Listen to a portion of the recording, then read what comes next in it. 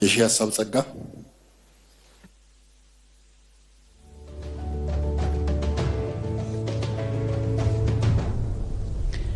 አመሰግናለሁ።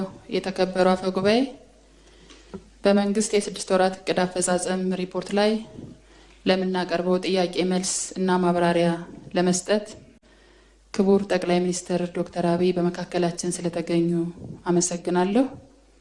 ጥያቄ 7ኛውን ሀገራዊ ምርጫ ይመለከታል። ሀገራችን ኢትዮጵያ 7ኛውን አጠቃላይ ሀገራዊ ምርጫ ለማካሄድ በዝግጅት ላይ ትገኛለች። የምርጫው መካሄድ በኢትዮጵያ ሰላማዊ የፖለቲካ ግንባታ ሂደትና በዘላቂ ሰላም ግንባታ ላይ ጉልህ አስተዋጽኦ እንዳለው ይታወቃል። ሆኖም ግን ዛሬም በተለያዩ የሀገራችን ክፍሎች ሰላማዊና ህጋዊ መንቀሳቀስን የማይፈልጉ ጽንፈኛ የፖለቲካ ኃይሎች ለሌሎች ኃይሎች በመላላክ የሀገራችን የለውጥ ግስጋሴ ለማስቆም በእናት ሀገራቸው ላይ መቆመራቸውን አላቆሙም። ለኢትዮጵያ ጠላቶች ጉዳይ አስፈጻሚ በመሆን በምርጫው ሂደት ላይ ጥላሸት ለመቀባት ከወዲሁ በግርግር ትርፍ ለማግኘት ምርጫው እንዳይካሄድ ቅስቀሳ እያደረጉም ይገኛሉ። የኢትዮጵያ ህዝብ የሚፈልገው ሰላማዊ ህይወት ነው። የኢትዮጵያ ህዝብ የሚፈልገው ልማትን ነው። ከጦርነት ከግጭት ጥፋት እንጂ ትርፍ እንደሌለው ህዝባችን የተገነዘበበት የተረዳበት ወቅት ላይ እንገኛለን። ግጭት፣ ጦርነት፣ ሞት አሁን ባለው ሁኔታ ሰልችቶታል። የሚጠቅመውንም ለይቷል፣ ተገንዝቧል ህዝባችን። ስለሆነም ክቡር ጠቅላይ ሚኒስትር ምርጫው ሰላማዊ፣ ነፃ፣ ፍትሃዊና በመላ ኢትዮጵያውያን ዘንድ ተአማኒ እንዲሆን እንዲሁም በጸጥታ ችግሮች ምክንያት እንዳይስተጓጎል በመንግስት በኩል እየተሰሩ ያሉ ስራዎች ላይ ማብራሪያ ቢሰጥበት፣ እነዚህን ኃይሎች የህብረተሰቡን የመለወጥ የመልማት ፍላጎት ስጋት ሆነውስ እስከ መቼ ነው የሚቀጥሉት? በዚህ ላይ ያለውትን ምላሽ ይስጡበት። አመሰግናለሁ። እናመሰግናለን። በመቀጠል የተከበሩ ጸገነት መንግስቱ።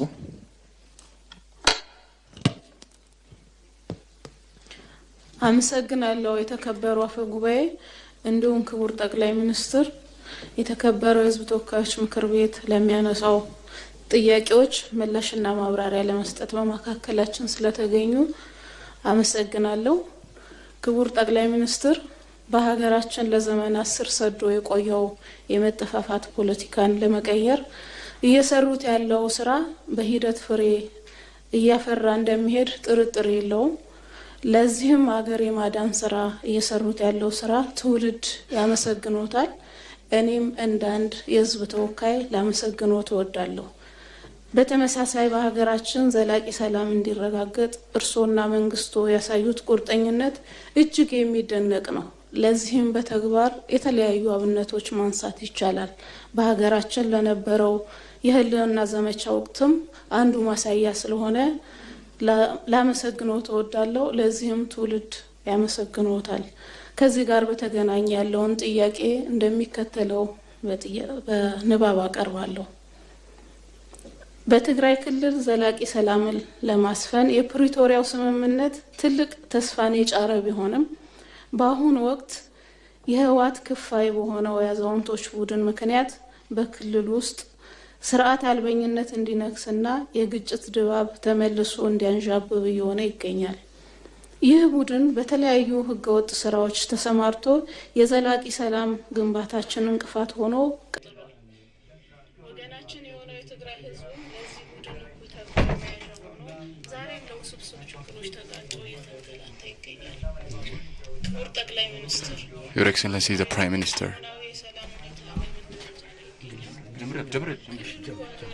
ይሄ ነው እኔ እያወራሁ ነው እንትን እያለኝ ያለ። እሺ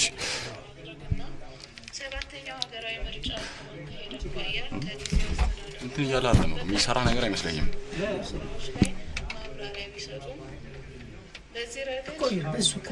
ወዳዱ የትግራይ ህዝብስ ምን ይጠበቃል?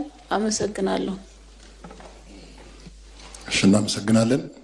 በመቀጠል የተከበሩ ጥሩ አይነት ተመስገን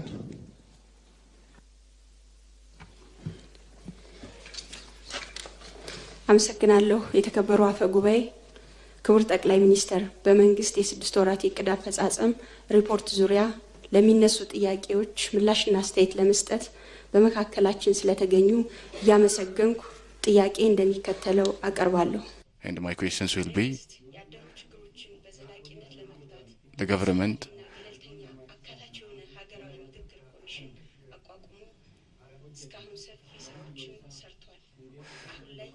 is working to include more people in day to day.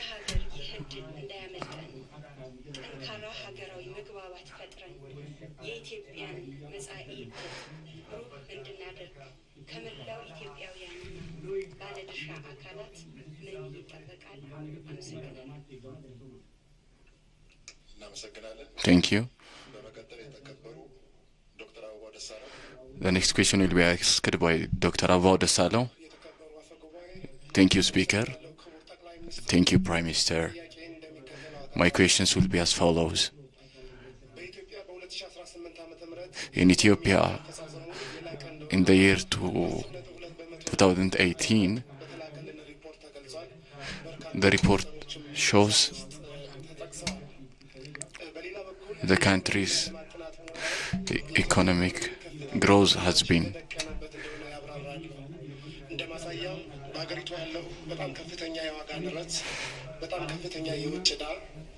ስር የሰደደ የውጭ ምንዛሪ ጥረት በጣም ከፍተኛ የወጣቶች ስራ አጥነትና በእጅጉ ዝናብ ላይ ጥገኛ የሆነ ግብርና ይጠቀሳሉ። ከነዚህ ኢኮኖሚ ፈተናዎች የወጣት ስራ አጥነት ችግር ገዝፎ ይታያል። እንደሚታየው ከ30 ዓመት በታች ከሆኑትና የሀገራችንን ሕዝብ 70% ከሚሸፍኑት ወጣቶች ውስጥ 27% የሚሆኑት 27% of the youth population is unemployed. So to curb this youth unemployment, there has been some work. And in the past,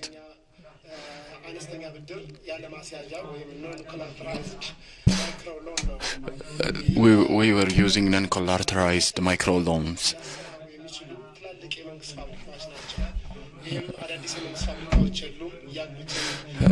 And we were using factories. And we were building some roads to include this unemployment, to curb these unemployment problems, and we were building railways.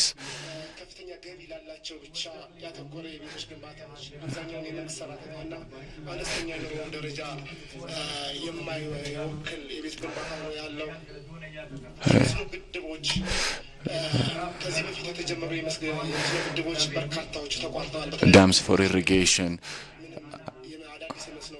There were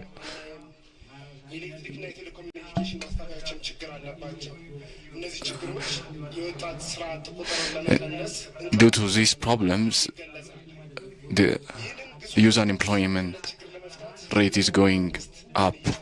So what is the government doing to curb this youth unemployment? And the other problem that is plaguing the country is conflict that is in Amhara, Oromia, Gambela, and Tigray. At the same time, in those regions that are peaceful, in the southern region, there is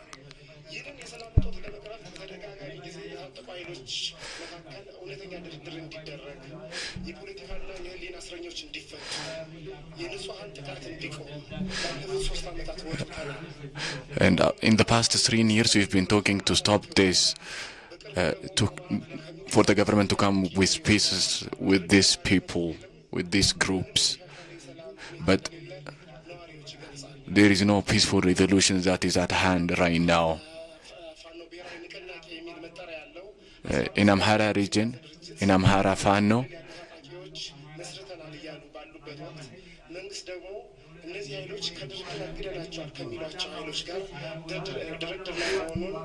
and the government is saying that it is in peaceful resolution with Amhara groupers. So what is the government doing with this Amhara regional group?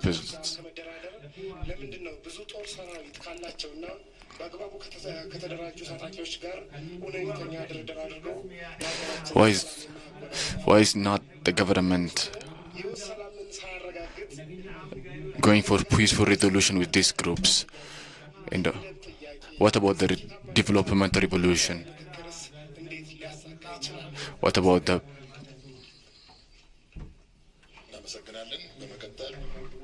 Thank you. The next question will be asked by Ambassador Dina Mufti.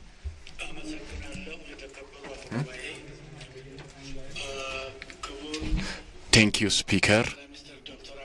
Thank you, Prime Minister Abiy Ahmed. Thank you for being with us to answer our questions. Prime Minister, as you well know, in many countries, there are political differences. But when those political oppositions think about the national interests,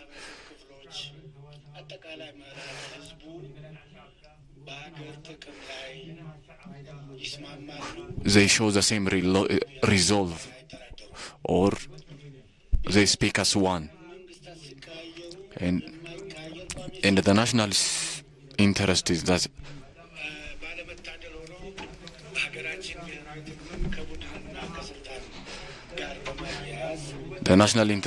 is uniform for all oppositions as well as the government officials, as well as the country.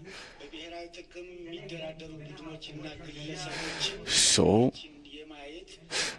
we're seeing some people that go against our national interest. So, Prime Minister, what is the government doing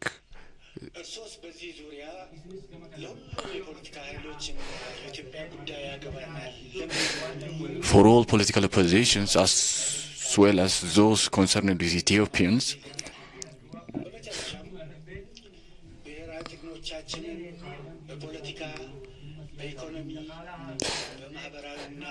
Our national interest should grow in economy, political, and diplomacy. And we're seeing growth in our national interest in these three aspects.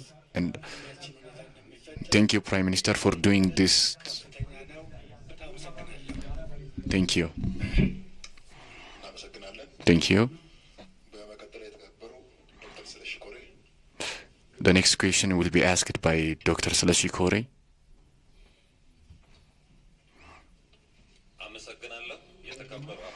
Thank you, Speaker. Thank you, Prime Minister. Poverty has plagued Ethiopia in the past.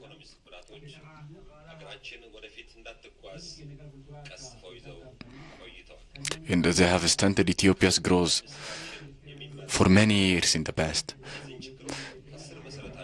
But now, His Excellency the Prime Minister is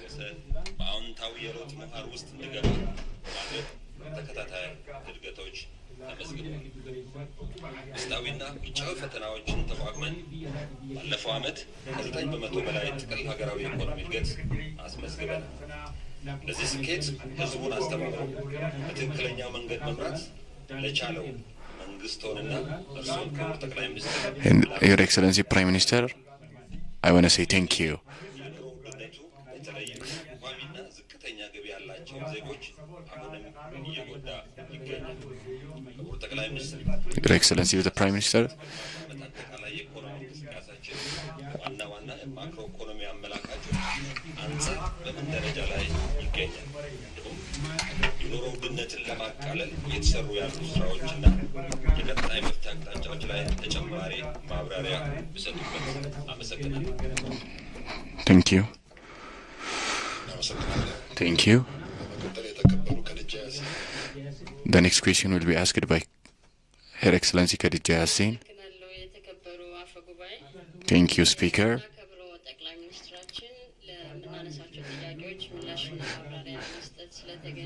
Your Excellency the Prime Minister, thank you for being with us to answer our questions, and my question will be as followed. Our country has been growing at economic rate after the reform.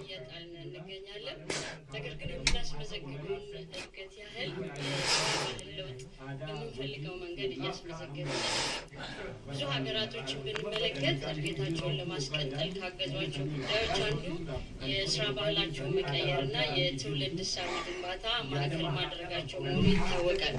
ክቡር ጠቅላይ ሚኒስትር፣ የስራ በዘላቂነት ለመቀነስ መፍትሄ ለመስጠት What is being done የምርታማነት ችግርን ለመፍታትና አጠቃላይ የስራ ባህልን ለማሻሻል to curb unemployment?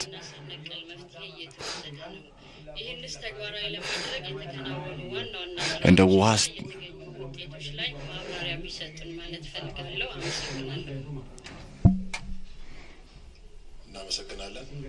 Thank you. The next question will be asked by Dr. Mohammed Shukur.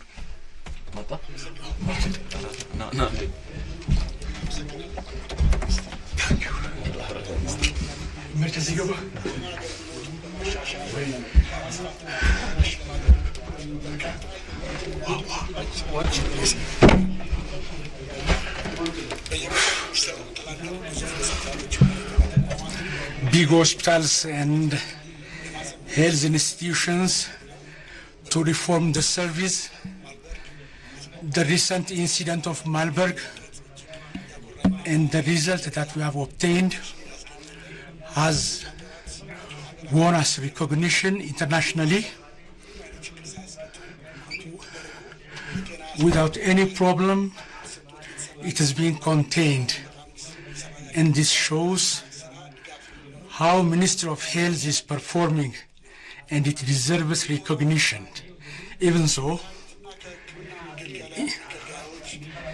in connection with pharmaceutical laboratory reagents and medical equipment to solve those problems, what are the plans? And what are the plans on the part of the government to encourage local manufacturers to widen the service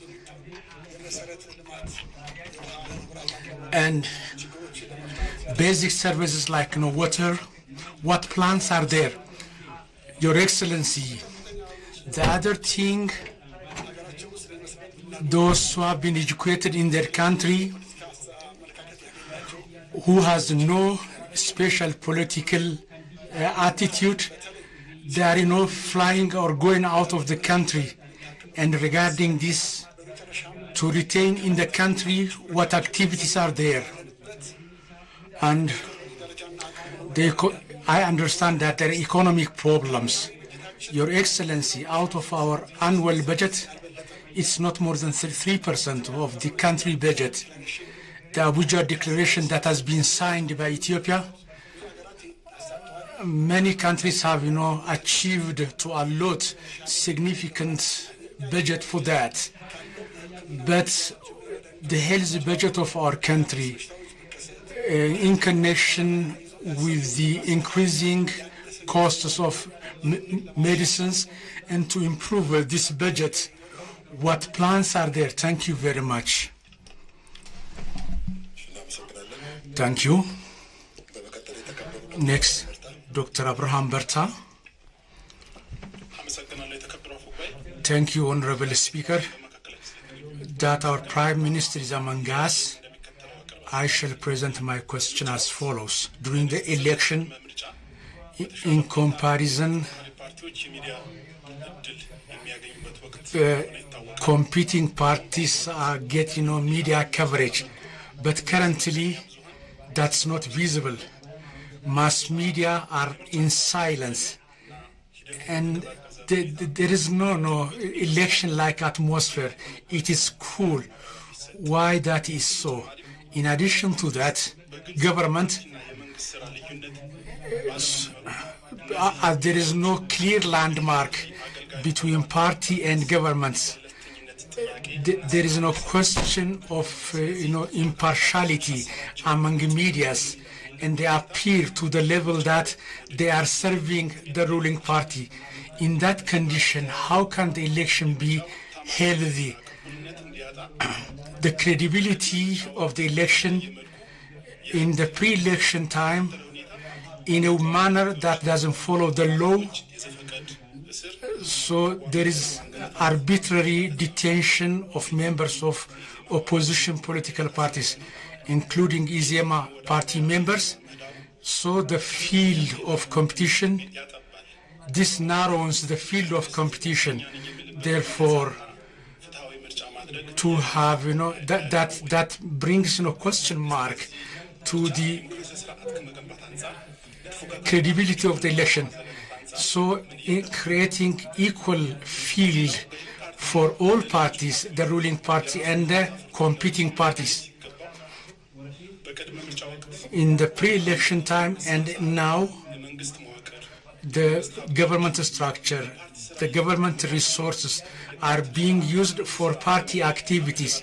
So there is a mix-up of party issues and government issues.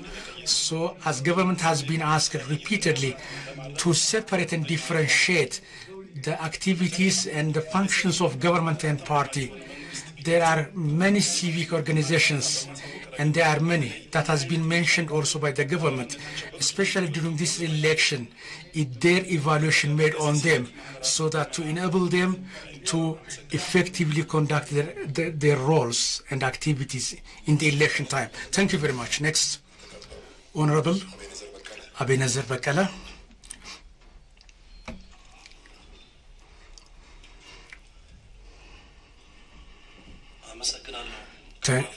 Thank you, Honorable Speaker.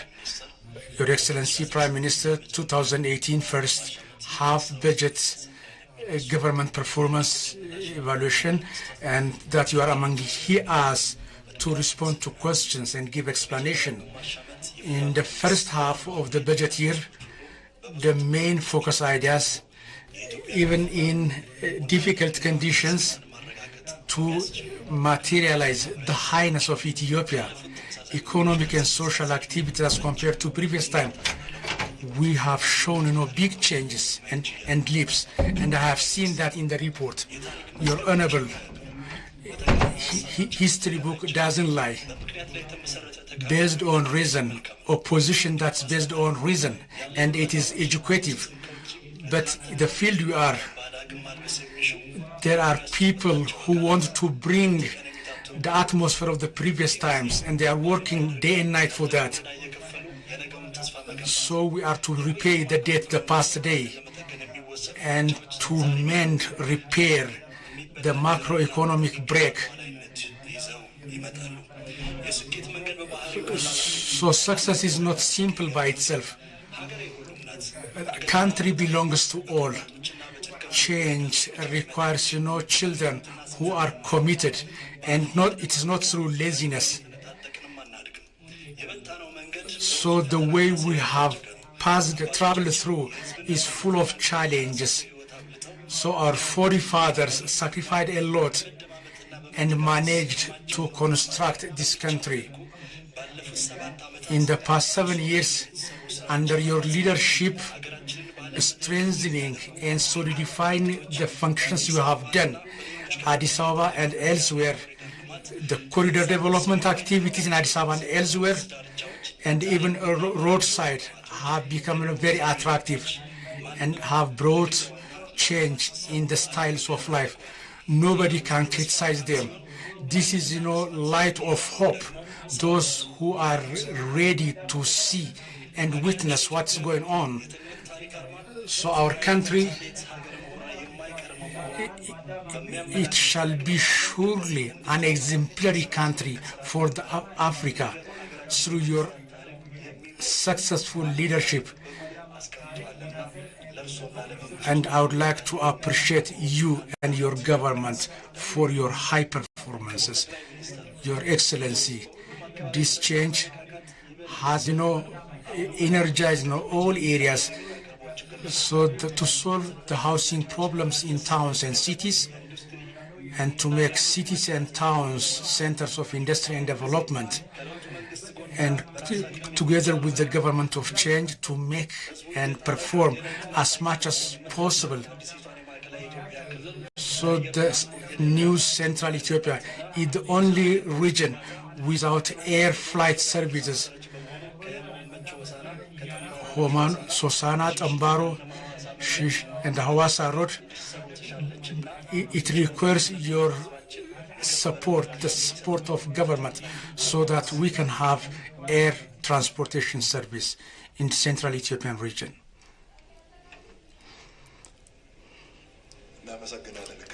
Thank you. Thank you.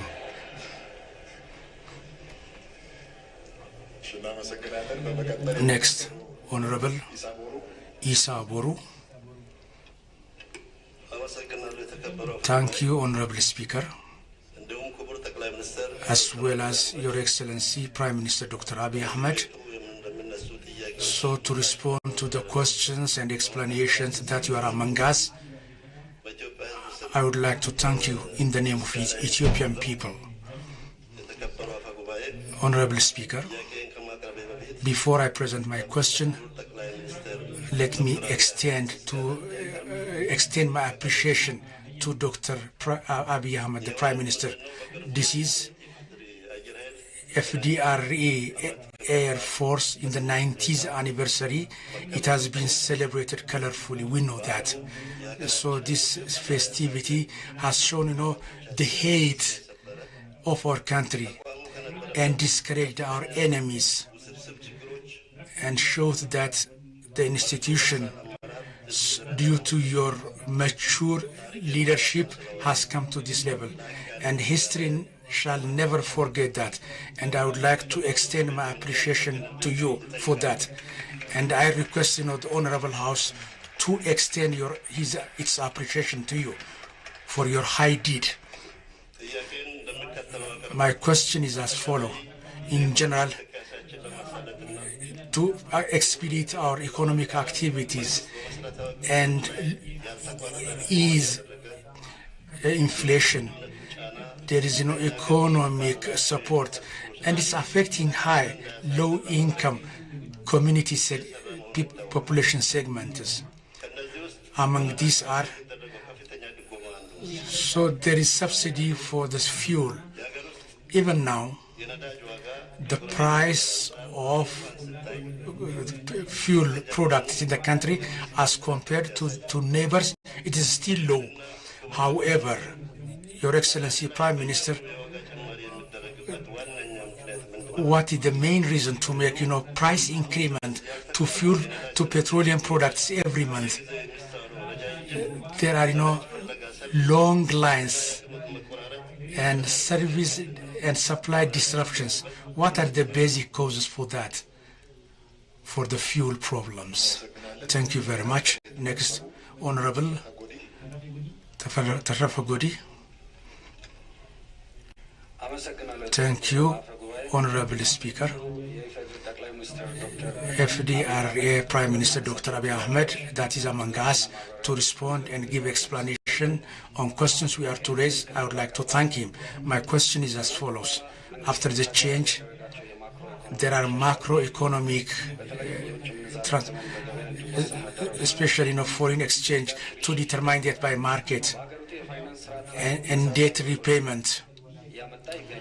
There are no big changes due to that. Among the changes, that the finance sector is open to foreign investors, and we do believe that. However, foreign banks, we have seen that so foreign banks may affect, the weak banks within the country.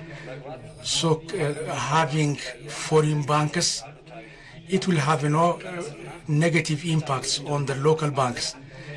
And what actions precautions have been taken to make local banks to freely compete with incoming foreign banks? What preparations are there?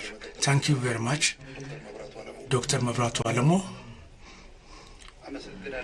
Thank you, Honorable Speaker. His Excellency Prime Minister, to present the performance of half year, budget year, and that you are among us, I would like to appreciate and thank you. Before I proceed to my questions, local economic reforms, especially increasing export economy, green legacy, wheat production, corridor developments and the like, they are commendable, these activities, and for the committed leadership given, I would like to raise my questions in connection with that. The first question is the national dialogue and the 7th general election, as it has been said in the 6 months performance report. So the national dialogue will change the political culture, and from fighting to dialogue to make it successful. The stakeholders' participation is very important in that regard, especially Tigray region. The political parties who have not joined dialogues, and those who are armed, what activities and efforts are there to bring them to the national dialogue? So in connection with that, the National Dialogue Commission with the Democratic Standing Committee together, it has moved to Tigray region and talked to the provisional administration there, and many efforts have been done. But these efforts are not enough to make it successful, and I would like to hear the efforts being made by the government in this regard. When elections come, especially in the lower leadership, there is no narrowing democratic spaces, detention, and pushing the media rights, especially where we have won, the opposition party have won. So the human rights violation that's done on the electorate, there is no psychological pressure that's being imposed on the people. We have, filed our complaints to the Election Commission. There are, tripartite, committees, establishments are underway. Still, the problems are there.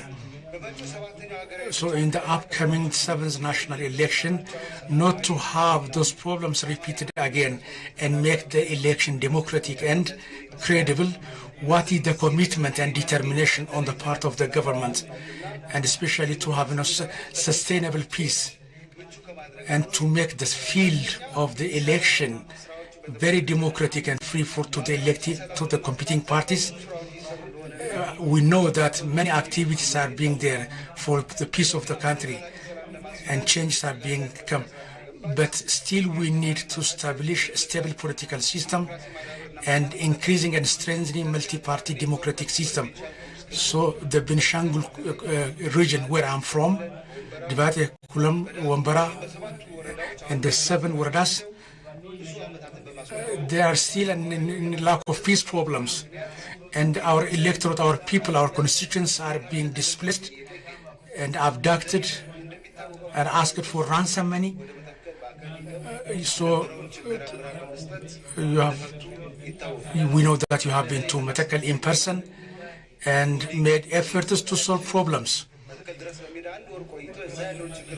So even now, there, I don't understand why there is no peace there. In one ministerial office, why don't we have one ministerial team go there, make a visit, and work on peace? There are people, merchants of conflicts, so we need to have solution. And the third and the basic issue, it is justice among the institution where there is no big change and reform. However, many citizens are suffering due to delayed justice. So there is no lack of good governance in justice institution. For example, in Benishangul Gumuz, where I'm from, deputy prosecution, Asosa University law school dean, judge, there is a person who was serving, who was no member of the regional council after the 6th. He's suffering under fake prosecution. He's called Mr. Johannes Tasama. The prosecutors of the zone have not been able to produce any evidence against him. The file has been closed. There are similar justice problems in the region. There are many in numbers. So it is not exaggeration if we say that justice has gone to the executives. So with this justice system, we cannot talk about rule of law. Similarly, there are other areas. There are people who have nearly released free. There are people who are not expected to be released from prison, but still detained there. So regarding bringing rule of law and solve lack of good governance and strengthen democracy, they are very crucial to make the upcoming election very democratic. To solve these problems, what activities are being done by the government? Finally, regarding infrastructures, as we know, infrastructure is very important. We have said many times here, Benishangul Gumuz has no problem of electricity, road, and potable water. If you want to go to Asosa, I don't think there is a hotel that can accommodate you for a single night. So if very big personalities are to come to visit the dam, there is no hotel to stay there. So Gavatal project, we also need one industrial processing industry. I wish peace for Ethiopia. Thank you very much. Next, Honorable Galane Bikila. Thank you, Speaker, Honorable Speaker.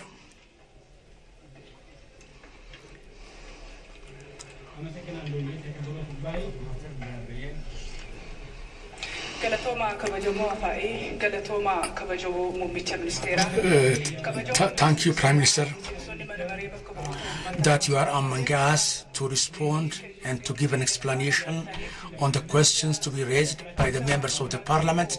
I would like to thank you, and I shall present my question as follows.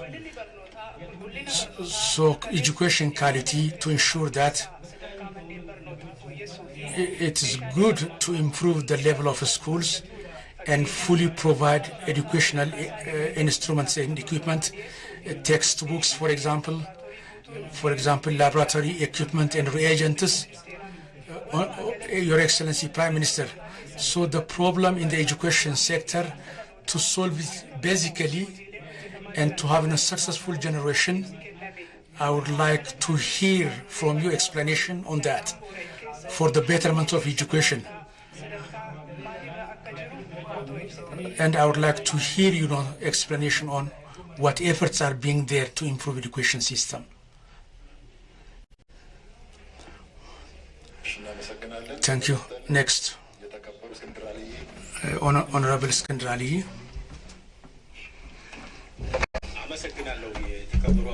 Thank you, Honorable Speaker. Thank you, Your Excellency Prime Minister. In 2018 first half budget year, to present the performance of the government and to react to the questions and give explanation on our questions that you are among us. I would like to thank you once again. Now I shall present my question as follows. Government to improve and solve service provision problem. Digital Ethiopia is being implemented. There are many activities that expand technologies. Among these is one center, one window, organizing it and supporting and modernizing its service by technology. That's among the efforts. However, in different institutions, especially in justice, police, court, municipality, and revenue, land administration, and trading and business, to bring satisfaction of customers, we need long way to go. So to improve the service provided by the government and to fight and reduce corruption and malpractices and to improve good governance step by step. In the past 6 months, the major activities and the results obtained, I would like to hear more explanations from you on that. Thank you. Next, Honorable Abiy Ahmed.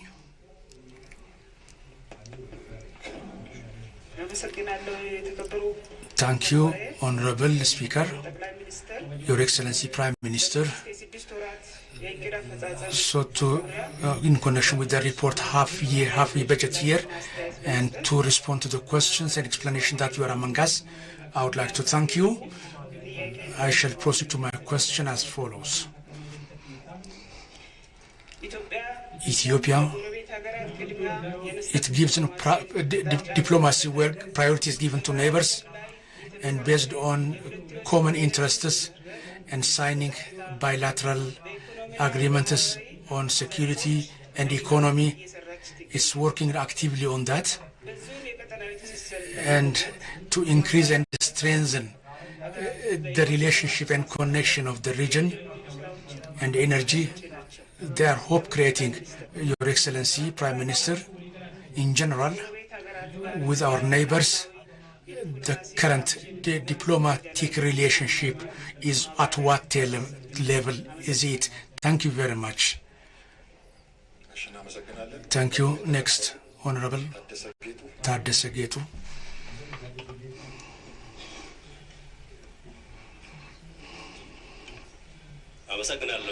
Thank you, Honorable Speaker, and Your Excellency Prime Minister Dr. Abiy Ahmed, that you are among us to respond to the questions we are to raise.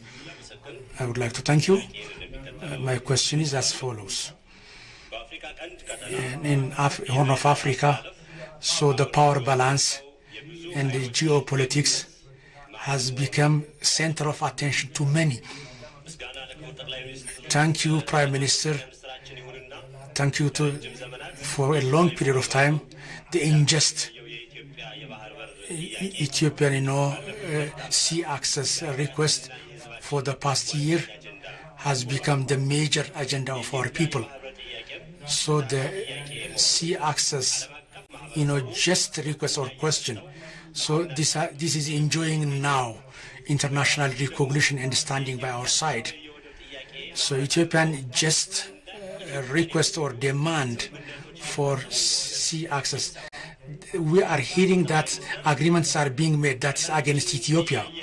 What we are seeing in the region, the pressure and the push by the superpowers, and not to affect Ethiopia, what's being done by the government, and to have positive response for the Ethiopian legitimate demand. What activities are underway? Those who are degrading and excluding the requests of Ethiopia, there are internal bandas. We are seeing enemies and unrelated people who are working against that. What is expected from the government and Ethiopian people? Eritrean government, especially by supporting different extremist groups and disturbing the peace of the region and the peace of Ethiopia. So Ethiopian government, how the Ethiopian government is seeing this activity from Eritrea and what it is doing right now in connection with that. Thank you very much. We thank members of the House who have presented their questions.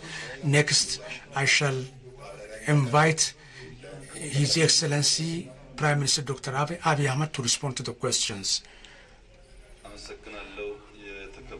Thank you, Honorable Speaker. and honorable members of the House, for the past 6 months, Ethiopia,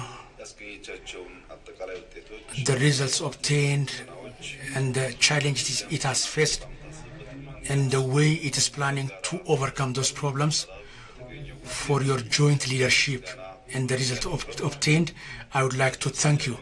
And I would give explanation on the questions raised by the members. First, I would treat economic issues. In the past few years in Ethiopia, the economic reform, the major objective of that is to repair macro breakage, to solve the challenge it has faced, is to solve step by steps. The second objective is to change agriculture-led, as it cannot take us out of the abyss we are in. We need multiple actors in multiple directions to ensure quality growth. When we say quality growth, in urban settings and rural settings, each and every sector in a visible manner in the human life, and that can alleviate the burden on generation. The third objective is that Ethiopia in the past 15 or 20 years, and on the pretext that projects, there were no unhealthy commercial loan by receiving from some countries and not using the loan money for the objective, and the repayment time comes, and Ethiopia has become end-leveled, a country that cannot repay its debt. It is to ease that, to alleviate that. These and similar objectives, our economic reform has this objective within it and others, to tell the truth without saying opposition or supporters. In Ethiopian history, satisfactory economic result has come this time. This reality, that there are weaknesses that we can. It's not by denying truth. It's not by accepting. We have to accept the reality and work on what's missing. That's better. Now, the economy grows now in Ethiopia in everybody's eyes, in everybody's measurement. That's not unarguable. It is very clear.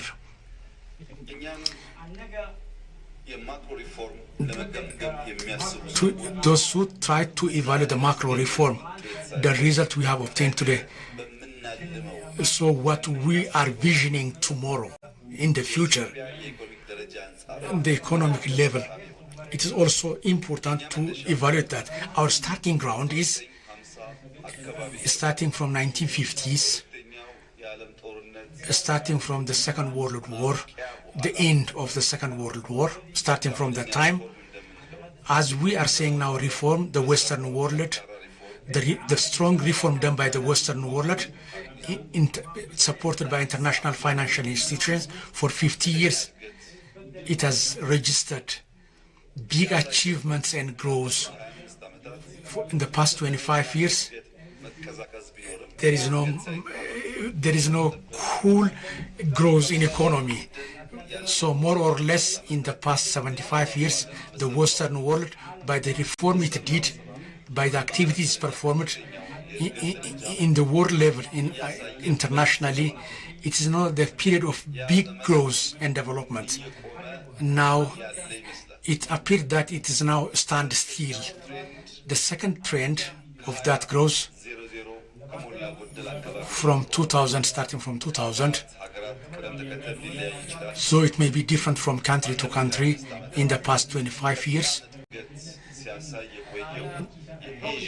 So the Asian world was the first developed. China, Singapore, and there were no previous, but India, Malaysia, Indonesia have joined now Japan, South Korea. In the past 25 years, they have achieved big development. So the world part, which you call Asia, has been showing that. Second comes is, what is the hope of Africa? If we ask that, how long that Asian development growth will continue? If it's to go for 75 years, should we wait for another 15 years? So to share the development, what are the factors that determine this growth? We have to identify then and work on generation.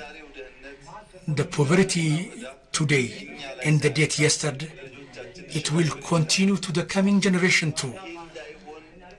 To avoid that moving of burden in the coming years,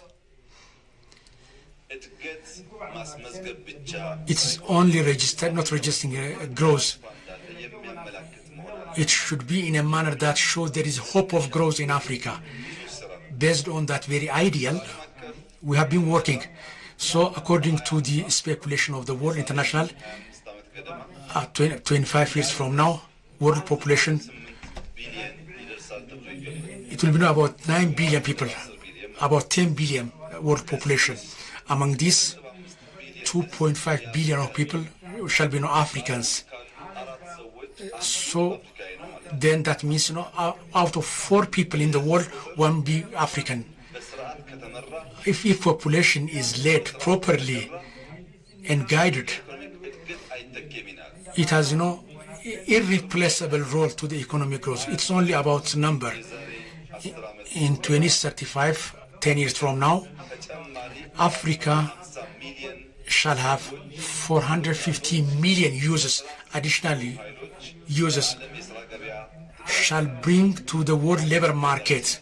When we add that to the existing population, 1.1 billion youth population of Africa, who can develop, who can work, shall be there.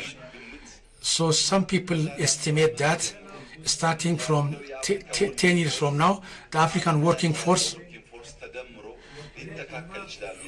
shall be the total world working population of the world. It is not the number, but it is majority youth population, the African population.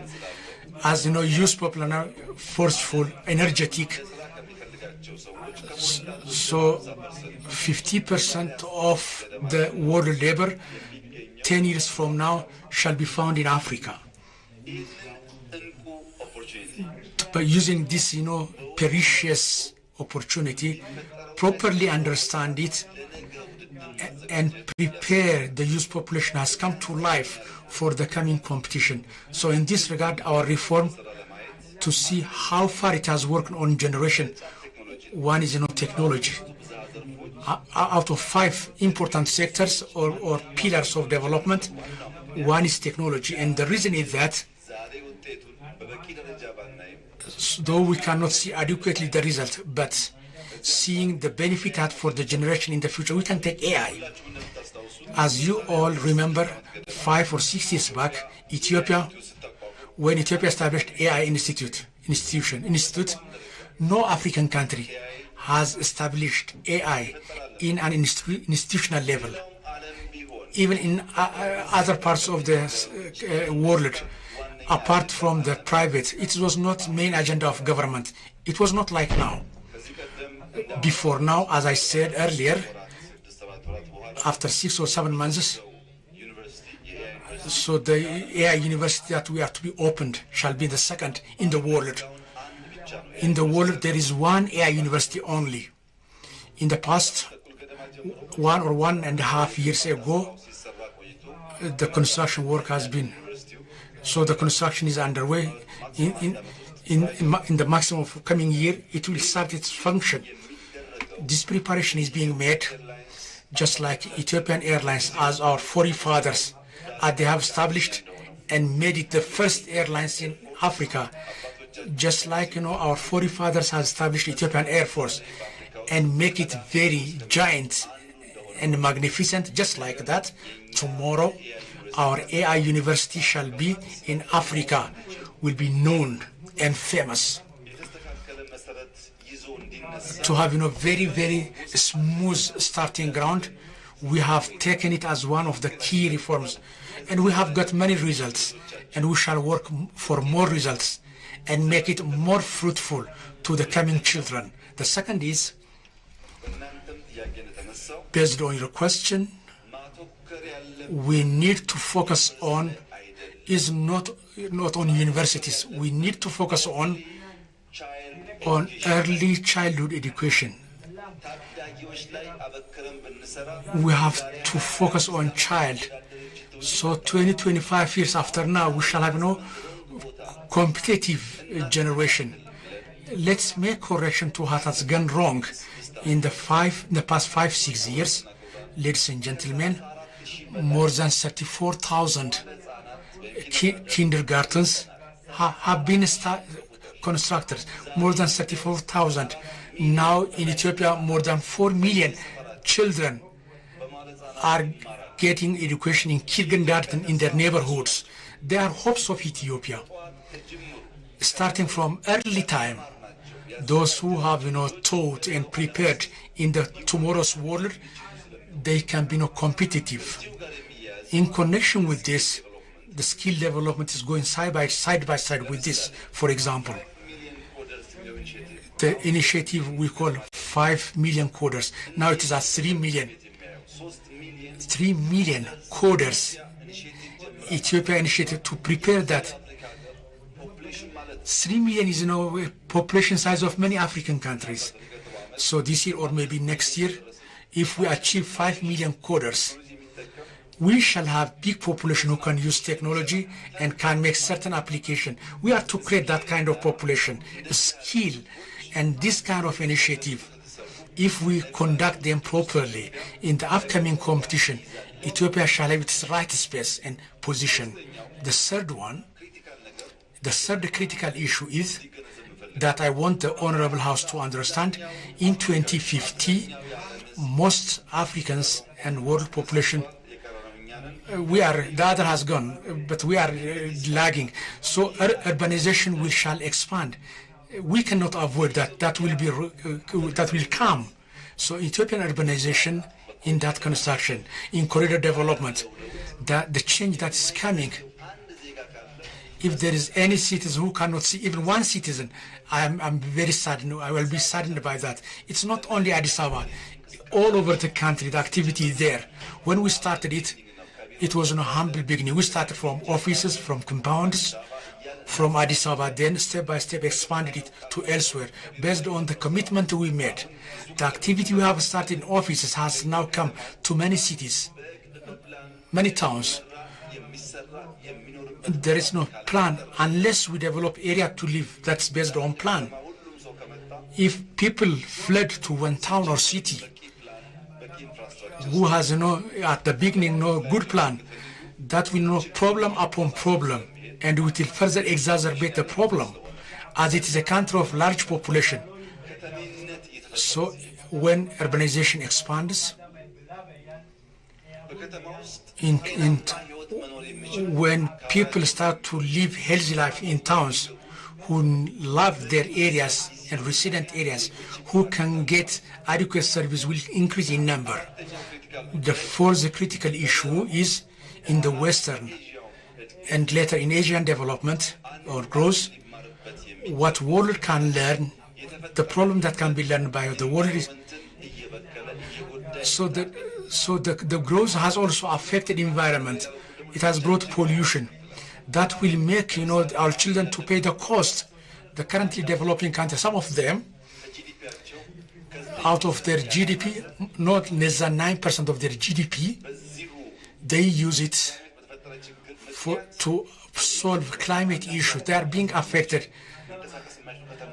There are cities where aeroplane service cannot be given. Pollution is not something distant. It is, halting their economic development in a near distance.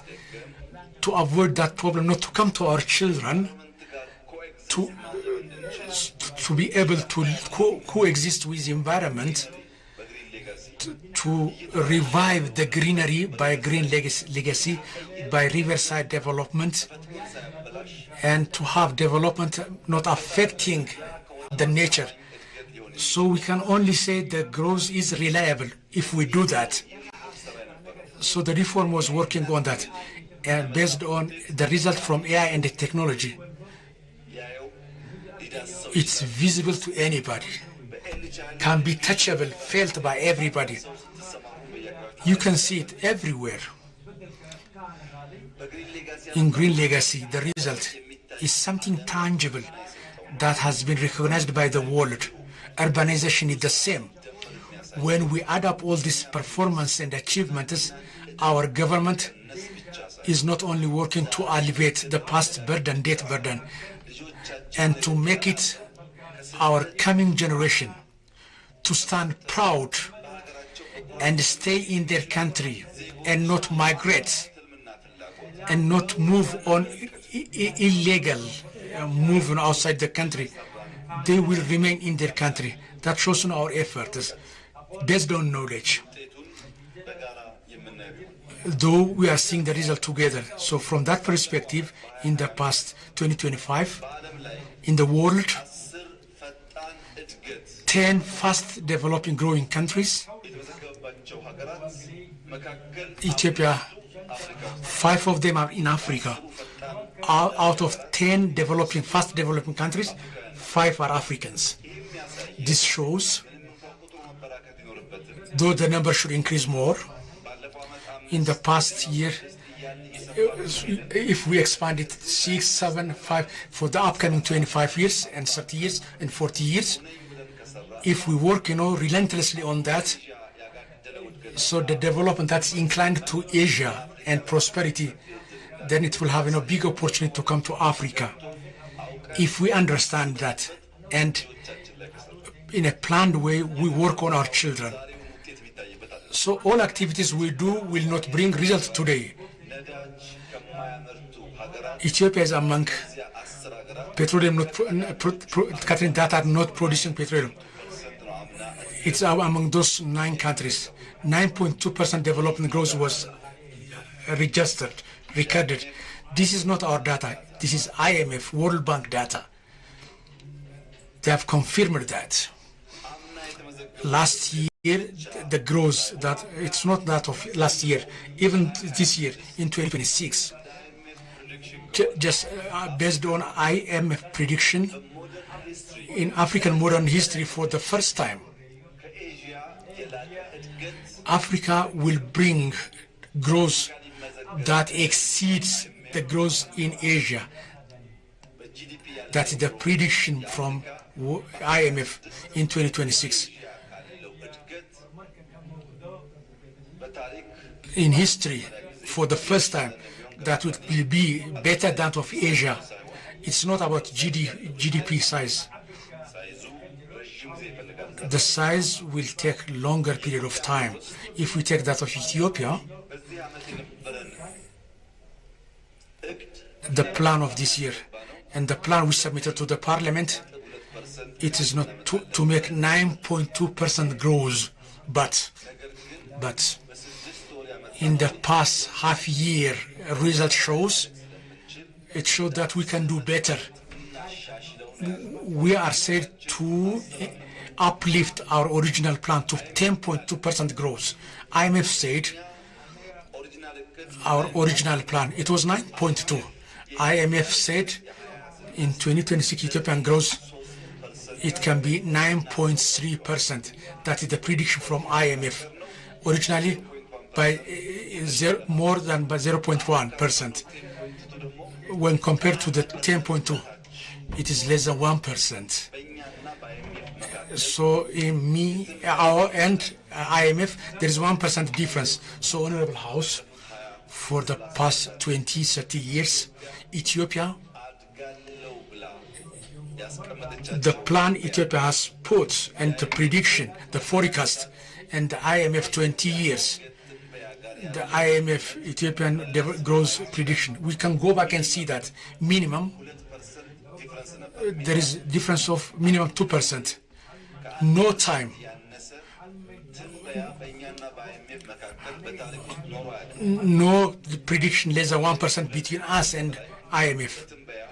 It was there was no 2% difference, but the difference this year is less than 1% prediction in IMF and Ethiopian government. It's not only this. So the board evaluation that has been done recently, the reform made in Ethiopia, it has brought results more than expected. That energize and makes more energy. This is not each and everywhere in websites. The Honorable House can see by itself. The reform,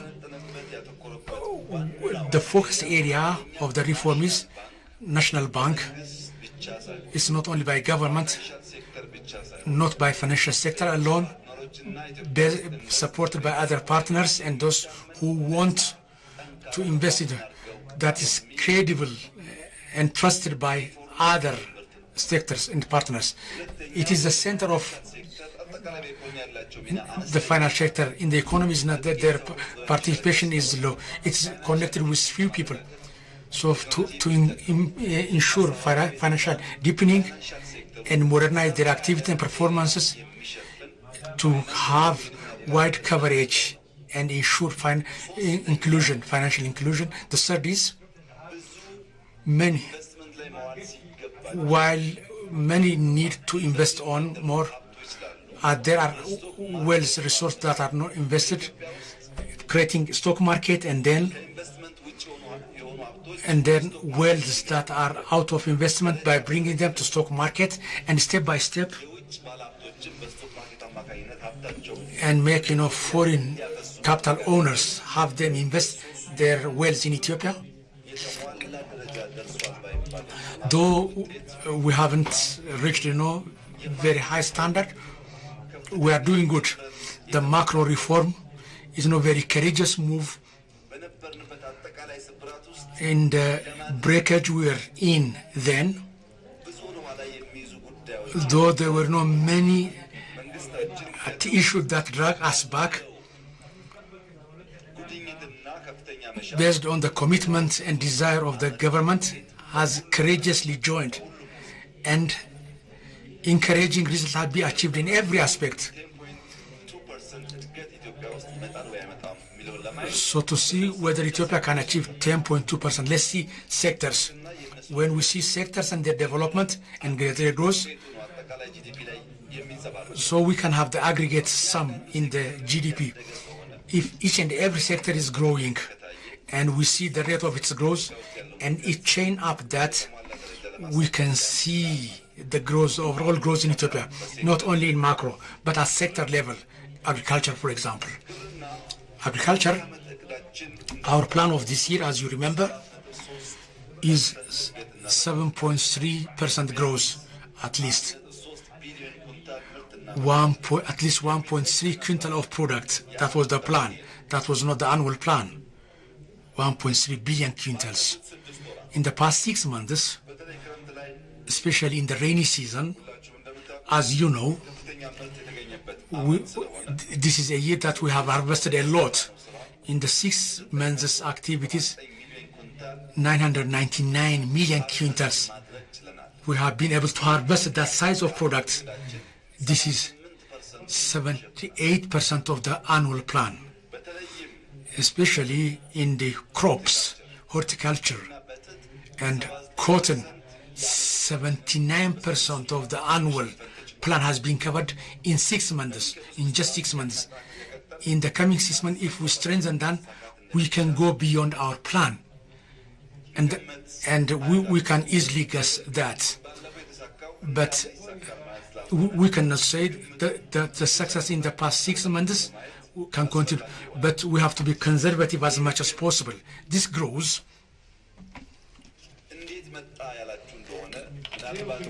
If you ask how it has come about, recently the planning minister, what is to be disclosed to all of us, there shall be new census in many different sectors.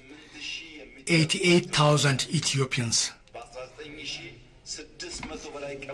in more than 1,900 household level, data has been collected. They are collecting data. That data, when we analyze that, many new data will appear. And we are expecting that. And based on this census in the agricultural sector, every household, farming household, tractor 2010, there were 4,700 units of tractors in Ethiopia now. Now it is 27,200 tractors. And you know, tractor is directly used to increase productivity. Combiners, in 2010 Ethiopian calendar, there were 338 machines. Today, we have 8,700 combiners in Ethiopia, counted combiners. This will help to reduce, wastage in productions. More than everything else, in individual farmers water pumps. In 2010 in Ethiopia, there were about 6,000 water pumps. But now we have 280,000 pumps, from 6,000 to 280,000. You can guess what change that can bring to households based on this census, without adding commercial farming. Private farmers in cluster, the growth achieved is very high. So we shall see the total results when it is ready. It's not only this. In fertilizers utilization, in organic fertilizers,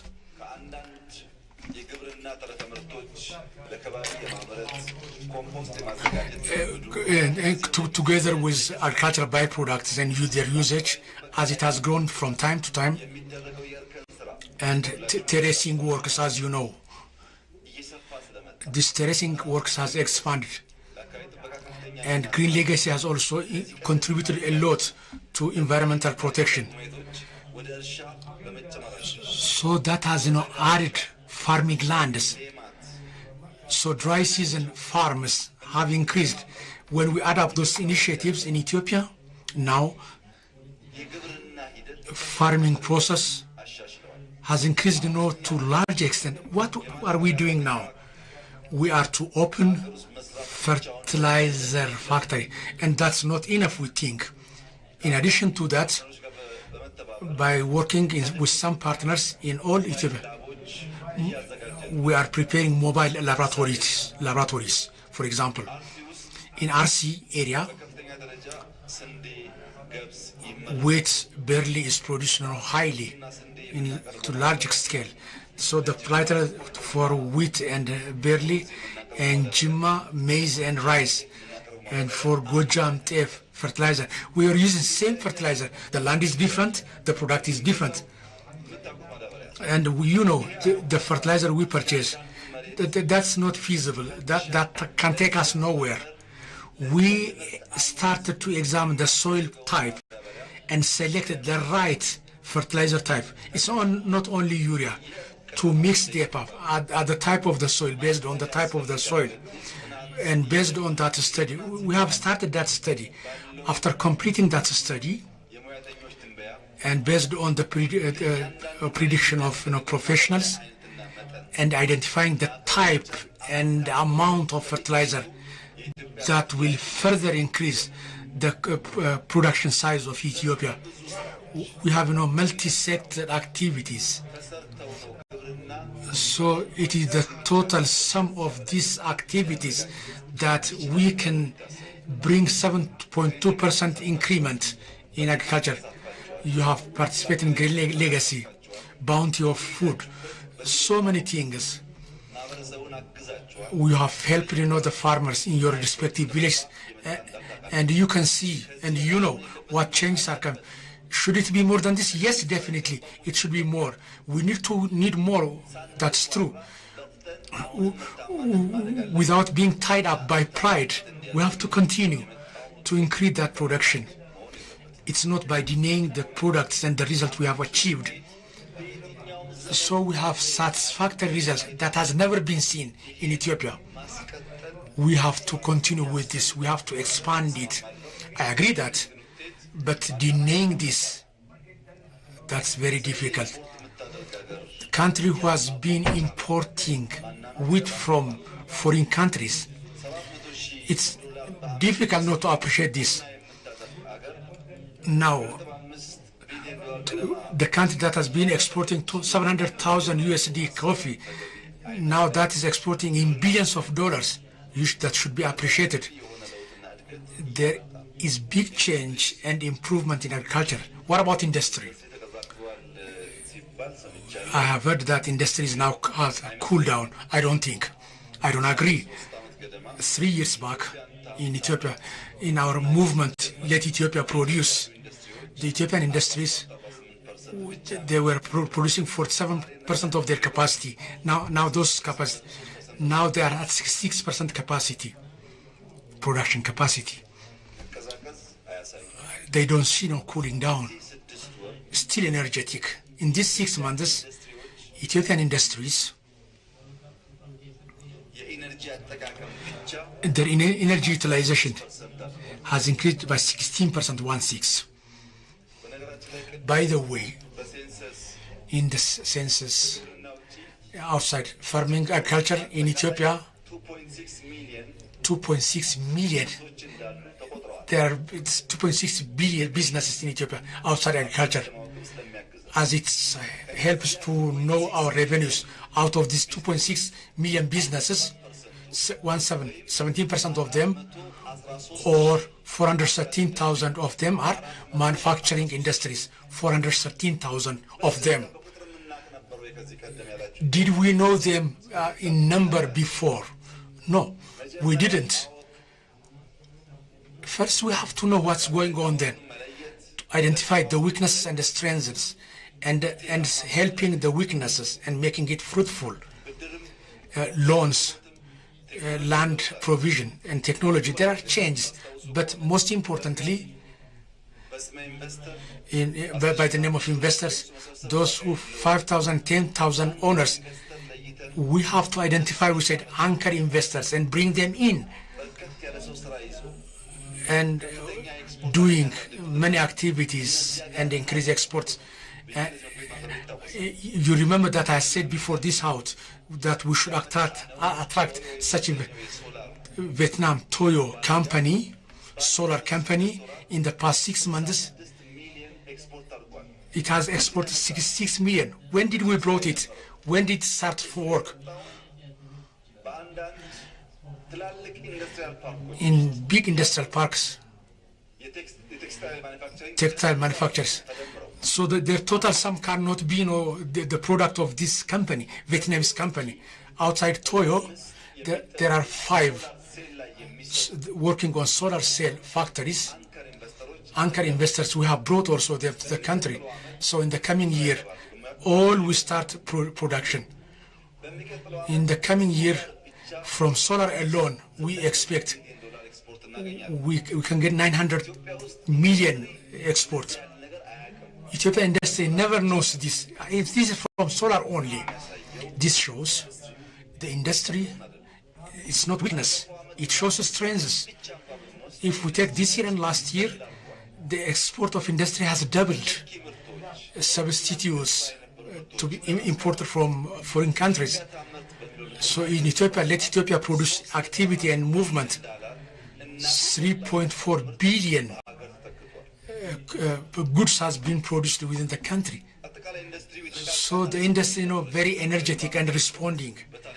And starting from the coming year, from the industry sector, we can get billions of dollars in export. Even this year, when the year is complete, we shall have no doubt double of that last year. The third is, the other is mining. You know what mining is producing and doing. There is 30% growth in the mining industry. Iron, 36% increment. Cement, 28% increment. Cement and steel,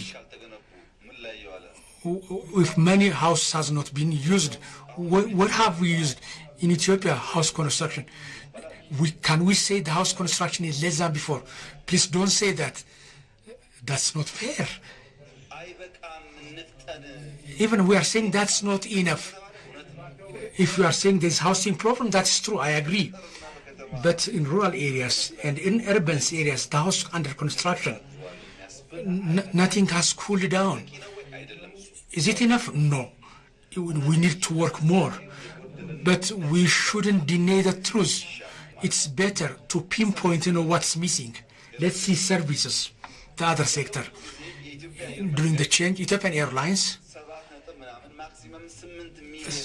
maximum 8 million passengers a year. Maximum of 8 million passengers in a year. But in the past 6 years, 10.7 million passengers. 10.7. A year, 8 million. This is visible change. This year, at least, we expect 22 passengers in this year. 22 million, then it will be not triple when we come to power. So the number of airplanes and other service, Hosanna Airport, that has been said many times. We shall discuss with Ethiopian Airlines. I cannot answer that question directly, but we don't say Central Ethiopia doesn't need airplane. The government doesn't believe that. We are working in different areas, though I don't know when, but we need to do that also. ET in number, in destinations and number of passengers has increased Ethiopian Airlines. What about digital mobiles? The change. There are 37 million people who use mobile, not 4G, mobile apparatus. Today, Ethio Telecom Elno and 87 million. Safaricom more than 10 million. Total, more than 97 million mobile telephone users are in Ethiopia. 60 million, is that not an increment? It's a big change. That's not still enough. Each and every Ethiopia, we have to achieve 100%. But the change in the growth is visible. When I move to different regions, what surprises me, everybody, the young, the old, everybody has a telephone apparatus. It's not only telephone, 5G. 28 cities have 5G. 3 of them, 30 cities will get soon. But 4G, 1,070 towns or cities in Ethiopia are receiving that service. 4G means, what does it mean? It is data. Many trading activities, education exchange that will facilitate for generation. So many opportunities in the financial sector, mobile money. When did we start? 3 years back. Now 58 million Ethiopians, they use mobile money in 3 years.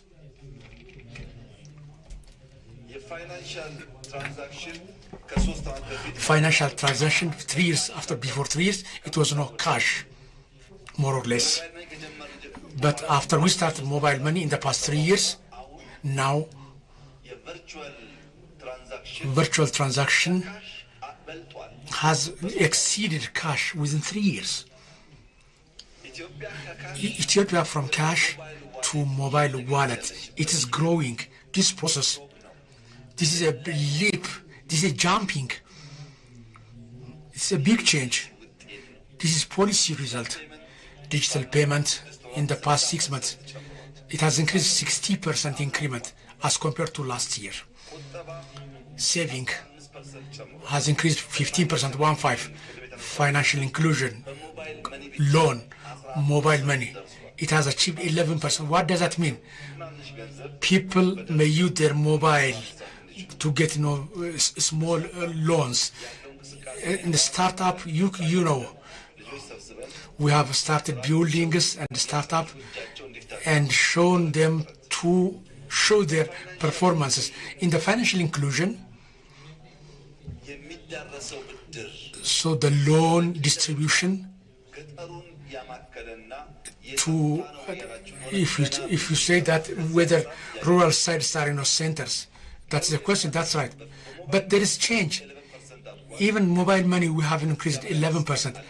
We need more financial deepening. Unless we do that, unless we ensure financial inclusion, we cannot bring the prosperity we are thinking about. But the result is satisfactory. What about tourism?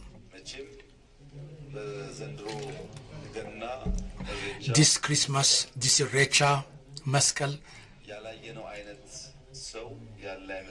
we have seen various types of people, many diasporas, many foreigners. So the tourist flow has increased. International summits, the 6 months are nearly equal to the last year's summit we held here. When we add up this, the sector's changes and improvements, chaining them with the macro, this year, 10.2 grows this year. This is conservative estimate. So in the coming 6 months, if we never sleep and work as strong as the past 6 months, even it can go beyond. But we cannot be 100% sure about estimates. But taking conservative estimate, we think that 10.2% is possible. Our original plan was 9.2%. So we are seeing enabling conditions that take us beyond 9.2 and make 10.2. So income and expanding. In this year, we have improved revenue. Our plan was not to collect 1.2 billion to 1.2 trillion birr, the annual plan. In 6 months, our performance, it is 709 billion. In the past 25 days, we have collected 85 billion. Including this 5 year, the 7 months can be more than 800 billion. So 8 months, 7 months revenue, if it is 800 plus billion, we should think that 1.2 trillion is still less. Let's increase now the estimate. Now the federal, we have taken ambitious plan 1.5 from 1.2 1.5 trillion. That's very difficult. It's very ambitious, but we need to push in regions at least 1 trillion in regions. If we make it 2.5 trillion, we can achieve 9% of our GDP. In the past, we are about 7. Sub-Saharan country, it is more than 15 in sub-Saharan countries. We are yet to go a lot. If you ask how we can achieve this, as I said earlier, 2.6 million businesses across the countries are there. We have counted that house to house. Out of this, 400 plus are manufacturing. So the previous number was, so the tax evasion, we can work on that and solve those problems. When we add up this, if it is to grow in the level we are thinking, we can feel the deficit between revenue and spending. If our revenue is more than our plan, and the result in every sector is more than our plan, so in spending in the past 6 months, the spending plan was 801 billion was the plan, but our spending is about 48.5% of that plan. We have not spent 400, but revenue has gone beyond our plan. So that is to say, the income, the revenue has not increased due to high spending. It's not. How we have filled the deficit, as I said, National Bank of Ethiopia working independently when it has started to work on financial law without receiving any loan from from development partners and treasury bills by using this, and from development partners, if we feel the deficit through that, the inflation pressure will decrease. This is a good beginning and good result. We should see that. Regarding debt, the question on debt, as Honorable House knows, especially in the Finance Standing Committee, as it knows in detail, this change, this government, this reform, if it's to be appreciated, if it's to give acknowledgement, one of those activities are not the work it has done on debt. When we come to the power, then was a position that Ethiopia is not a country that's not capable of making repayment. It's red-colored. The government was not collecting commercial loan, and it was not using the loan for the intended activity, and the corruption was rampant. But after the change up until today, in the past 7+ years, we have received no dollar commercial loan, even $1. This should be appreciated. This is strong policy direction.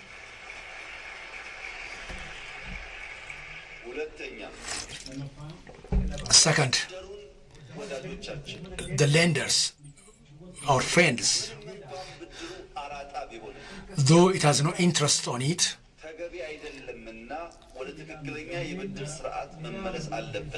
we determined to go to the right loan. We were struggling in the past 5 years or so until it has been said that Ethiopia defaulted. We have been to there was no fairness, there was no to that belief. We have won by common framework from all, including Eurobond. We have agreed. They have accepted our proposal. So the loan reshuffling up until 15 years extension based on the lenders. We have made that agreement. This is something big, a big relief for Ethiopia. The debt reprofiling is being done, no doubt. When reprofiling work is completed, Ethiopian loan condition, it will be out of red and medium or better, no doubt that it will attain that position, because our GDP and our debt pressure shows that we are proceeding to that way. Commercial loan, without taking commercial receiving,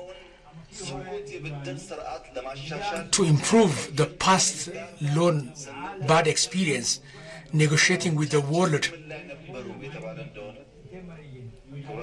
Ladies and gentlemen, Renaissance, the Renaissance Dam, without no loan, no aid, the government was achieved that. We cannot say that government will not do a project that will not be fair. We can do. Ethiopian Renaissance Dam,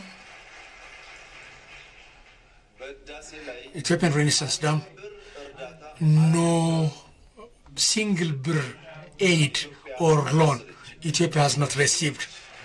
It is through its heroic children, hero Ethiopian committed stand within the country and outside Ethiopian diasporas, but their firm commitment, they stood jointly together, and that is the result. That's not all. We have done the first in Africa. Ethiopia needs, we are constructing the Kosha, which is third in Africa, that is still under construction, without including wind electricity. There are many projects underway. projects have not started. No mega project for that question.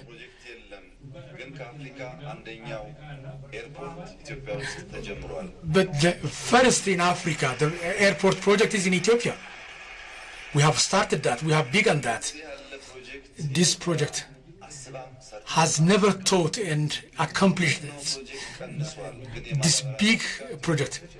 Ethiopian fertilizer factory has begun. We have started constructing it.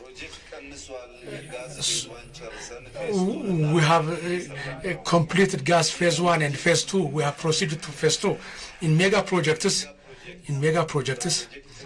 in project follow-up, in project monitoring and implementation, and project leadership management, not Ethiopia. The whole Africa is to learn from Ethiopia. The whole Africa is to learn from Ethiopia. Ladies and gentlemen, 7 days, day and night. Why we are moving in the forest and the bush, it is to make projects, completed in time and quick. We have made that commitment and have started. There is no project that we have not completed. This culture will further strengthen. So the question on working culture, that's an important question, but there are improvements, especially on women. The second, working on shift basis. There are many projects in Addis Ababa, 3 shifts project. You can see crane, light, you can see traffic movements. When you go to the rural areas, I've been recently to Jimma. What surprised me was that in the Jimma corridor work, in the landscaping work, 80 to 90%. There, the workers are females. They work, they support their families, and male, they chew chat and they share what has been produced by women. So they chew chat. We have to reduce that kind of attitude. The male need to change the working attitude, that behavior and that culture. Let's work day and night. Let's make that a culture. I agree in that. Let's see export also. This house, this year, the plan to export that we present were $4.2 billion from goods export, $4.2 billion.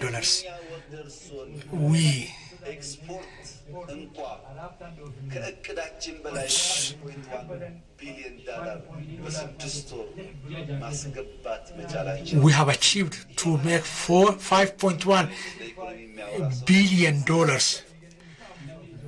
So Ethiopians who cannot see that, better let him or she be silent. We have achieved 120% of export of goods, 120%. If you don't add last year, because if you don't add last year, so the years before last year, this 5.1 billion USD, Ethiopia has never planned, let alone making it. Ethiopia has never planned $5.5 billion. Now we have made that in 6 months. So if we repeat that, we can double in the coming 6 months. So that will be the first in history. Not only that, so the year before last year, it was not 3 years implementation that we have achieved 6 months. Any person who has difficult to see this figure, service, $4.6 billion. We have exported.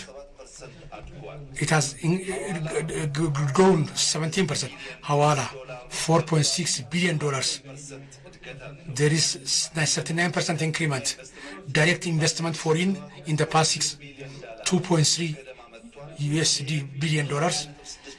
This has increased 26% as compared. Not adding healthy loan, aid, more than $2 billion in the past six months. Add up all this. For the import spending for the past 6 months, it was $11.3 billion, 11.3. if we compare the income, the revenue, and the spending, so the positive trend for the 6 months, $11.3 billion spending or import, 39% were capital goods. This shows how healthy the economy is. When you add fertilizer and fuel, most of our spending are on healthy sectors. Due to this, 3.4 billion we have money to produce within the country and make substitute. So our reserve of foreign reserve in Ethiopian history, in your time, in your father's history. So Ethiopia had the reserve it has never seen in its history.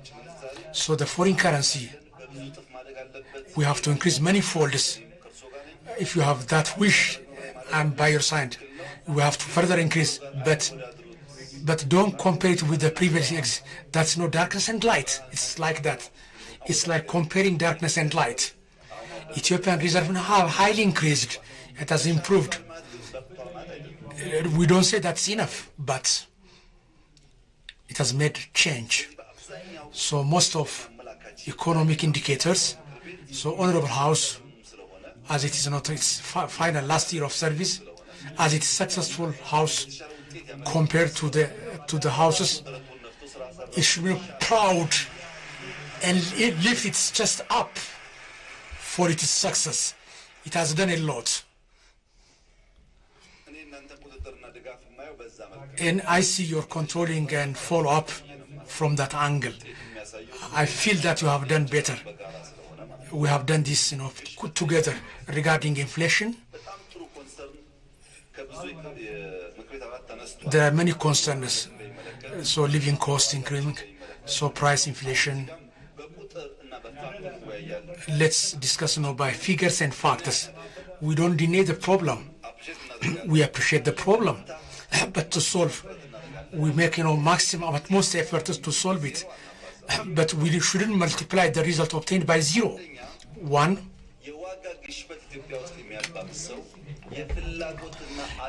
Inflation is,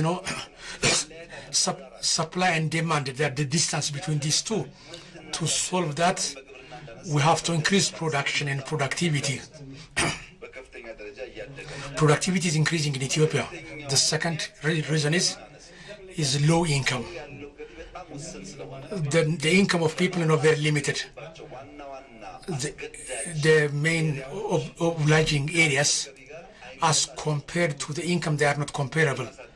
We need to increase income, and that's why we have increased last year and this year.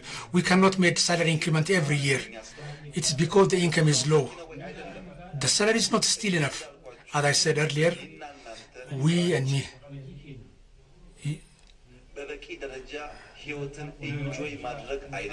It's not to enjoy life adequately. You have to believe that we and you, by eating 2 meals, we are to create a generation that can have 3 meals a day. We are to create a generation who has no burden of debt. So overnight, we cannot create very suitable without no problem. We cannot bring, but we can make our children to be out without problem. We have to make understanding on that. There are senior citizens who are retired. We have they increased their allowances 3 times. Why? Because their income is very little. It's difficult for them to live. They have served their country. We have improved it, increased for 3 times. That is not still enough. But when we get grown, we shall also see it and revise it. The other, we are supporting by subsidies in medicines and petroleum fuel, like rich government. So our citizens have very limited income. So in decisive commodities, unless we make subsidy, life will be difficult for them. The other challenging area is marketing system. The Honorable House remembers Saturday and Sunday markets. I don't remember the number of years now. We have, thousands of, markets, Saturday and Sunday markets. It's solving a lot of problems. We have to go beyond that. We are trying to establish big markets in different areas of the city so that people can get, consumers can easily get productions. In addition to that, 6 years back, they have started Zaman Market in telecom, market, virtual marketing system. Now in 6 months, 464 merchants are participating. There are 464 virtual shops. The commodities, more than 18,000 commodities. There are online commodities. It also adds, butter and meat. Not only Addis Ababa, in all towns of the cities of the country. It has been in function in 6 months. After years, it will be more. We have extended a further expanded Saturday and Sunday markets, and we have started to use technology that grows in hope creating, hope triggering. The marketing system has its own contribution to inflation. The other, budget administration, the budget management. When there is deficit, we take a loan from National Bank. It has no negative impact on its own. Now we are making treasury bill and to take no loan from National Bank, and we have received no loan from National Bank last year and this year. This is, to make correction to the inflation. It's one of the key actions or measures to mend or repair the macro breakage. Beyond this, after you go out of this, please turn page of the data and see what's going on there. In some areas, one is electricity. Electricity bill in Ethiopia, electricity bill, as compared to all Africa, it's the cheapest bill, electricity bill in all Africa. In Ethiopia, in kilowatt hour, it is 0.05 cents. It's not zero, it is 0.05. Without going far, if you go to Kenya, it is 0.19 cents per kilowatt hour. It is 280% more than our payment. If you go to Uganda, it is 0.1 cents kilowatt hour. It's more than 260% more than that of us. If we go to Rwanda, it is 0.13. It is 160% more. In similar, there are areas where 500 times when we take the data. Electricity in household level for citizens, the cheapest. We are the cheapest country. This has no direct meaning to inflation. The second is water. In household level, Ethiopia, in meter cube, 0.32 cents for water. If you go to Nigeria, it is 0.65. It is 0.32. Nigeria is 0.65. It's more than twice our price. If you go to Kenya, it is 1.15. That is the payment. It's more than 4 times that of Ethiopia. If you go to South Africa, it is 2.4 cents. It is 0.03. Africa is 2.4, South Africa. You see the difference. And in water supply, it is the cheapest. Is it enough? What about the quality? So disruption and interruption, we can question that, but price-wise, it is the cheapest. One of the electricity disruption is the transmission light old age. It is the transmission system problem. When we work on that, the loss will decrease, and we can use a lot of energy. So similarly in water we have problems. We need to do a lot, but price-wise we are better than any African countries regarding petroleum, fuel. It was $60 to $90 price fluctuation due to Middle East tension, Red Sea, Iran issue. There was no fluctuation going down, low and down, up and downs in the world. So that fluctuation,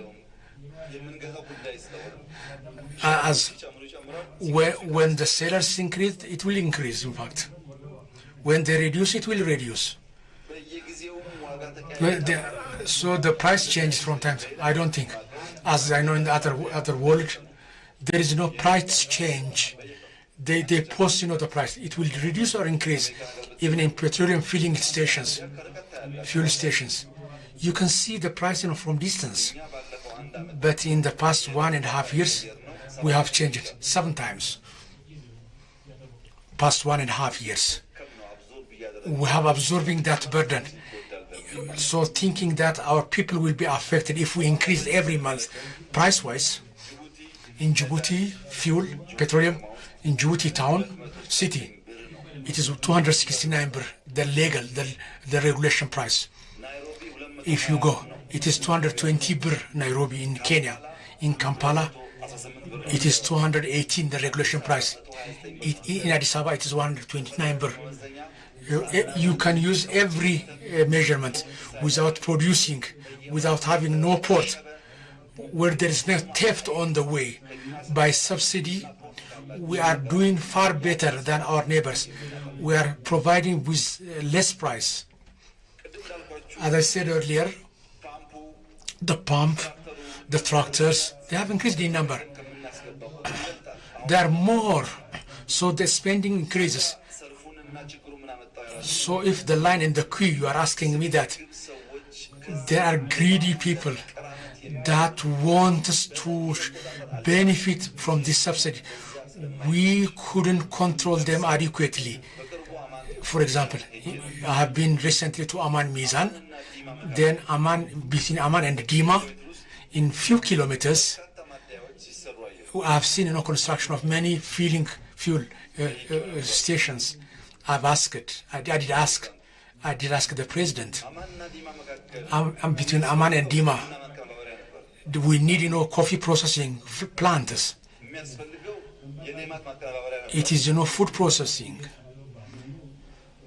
But the petroleum stations are being constructed and based on standard, digging down. It's not tanker. Just like roadside shops. It was like that in every Ethiopian corner. If you go to Somali region, Borana, if you go, it has become a fashion. They take subsidy and to profit from that, to make profits. So if we say the price difference, it has become reason to complicate things here. We are working on automation work to solve this. For every fuel tanker, to make control from starting point to the destination, and to make control and regulation at every filling station. When the system is completed, it will reduce to a certain extent. Recently, when we traveled to Djibouti, the products from port, on railway and port, between there is no gap. Is to fix or to seal those gaps, adapt them, some of them, and see the subsidy and income revenue increment, electricity, water. So when we chain up all activities, Ethiopia for the first time, what we have not been able to do, 9.7 single digit inflation has come. 9.7 inflation. That's big achievement. That's big achievement and success. We have to appreciate and add what's remaining that has been produced through efforts, intensive efforts. Many say that inflation below 10% is acceptable, and there shall not be investment if it's not so. There are many factors. Even then, we need to reduce it further. And to do that, mainly we have to work on where our citizens suffer. We have to identify them, and we are working on long-term basis. One, food production, adequate distribution of food.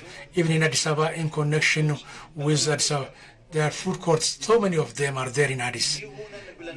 And we are working deliberately on food. So the food production speed and to increase this distribution speed and to increase the number of accessibility areas.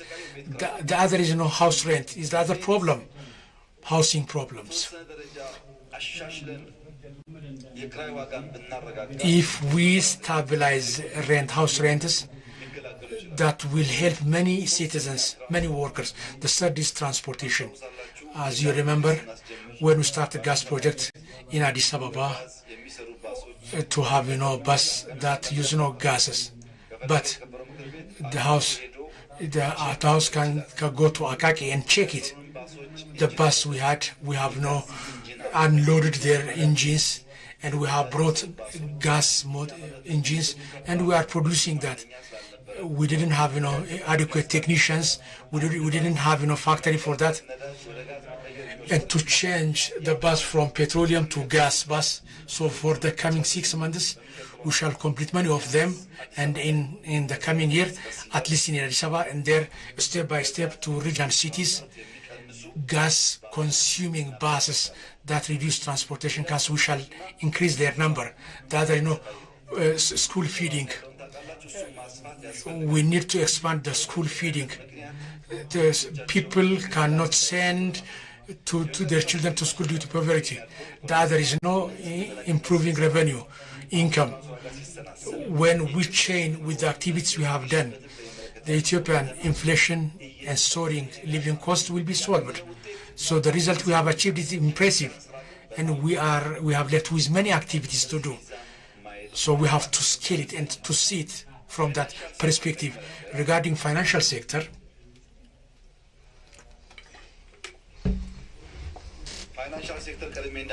as I said earlier, what we want, that's one of the areas we want to change. It is making improvement to the interests. Interest improvement and increase their transaction. The second is among banks, the dollar marketing or transaction. It was only through National Bank. We have been able to make it sidewise in the past 6 months, more than $500 billion, no less than $500 billion they have sold among themselves.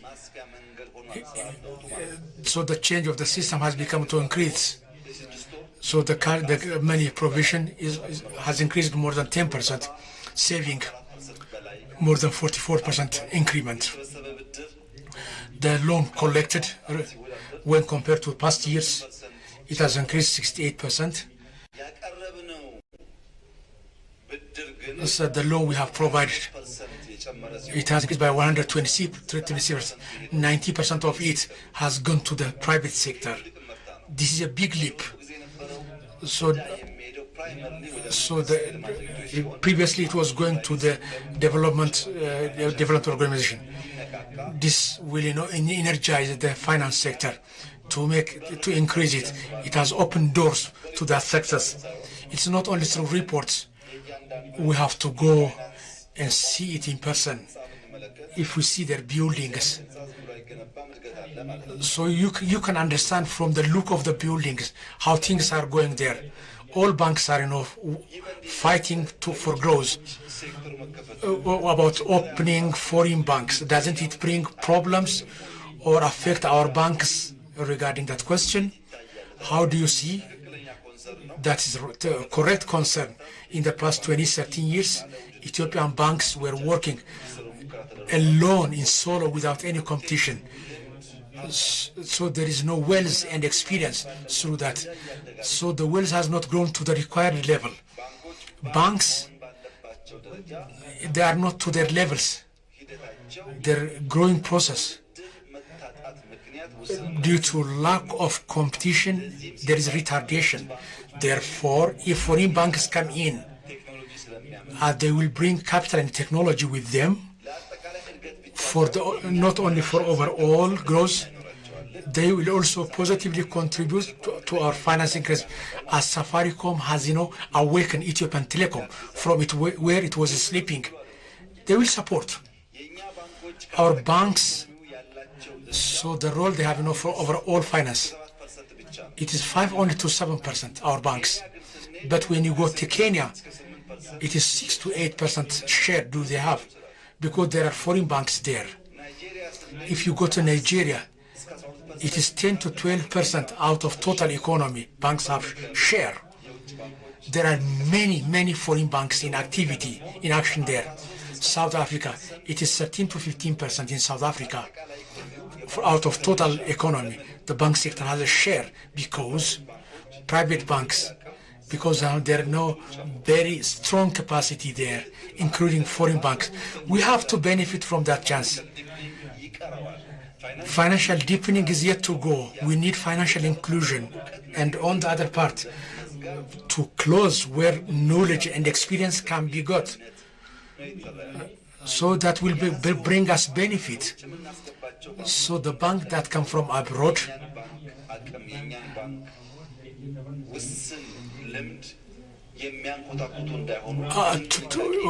what care or precaution is made not to affect our local banks, foreign citizens in Ethiopian banks can invest. It's 7% maximum, one foreigner. Second, if there are institutions, foreign institutions, maximum, 10% maximum, they can invest. What we call strategic investors in finance sector, maximum, it is 40% maximum, 40. They can hold that size of share. In total, foreign bankers, they shall have maximum 49% share. The other private, 49% share, the foreign banks. This by itself, 5 license to foreign banks, and in 5 years, that's to be implemented in 5 years. If you are saying you are too conservative and open it more wide, we are still conservative. We have opened it in very narrow. We haven't opened the gate to the level that affects our banks. 5 less in 5 years and maximum 49% is not a big damage. So our banks, regarding what they should do, our banks, there should be banks, actual banks. There should be banks. They are not like a Kub, that is traditional money system, but they act like banks. They have no adequate capacity to be banks.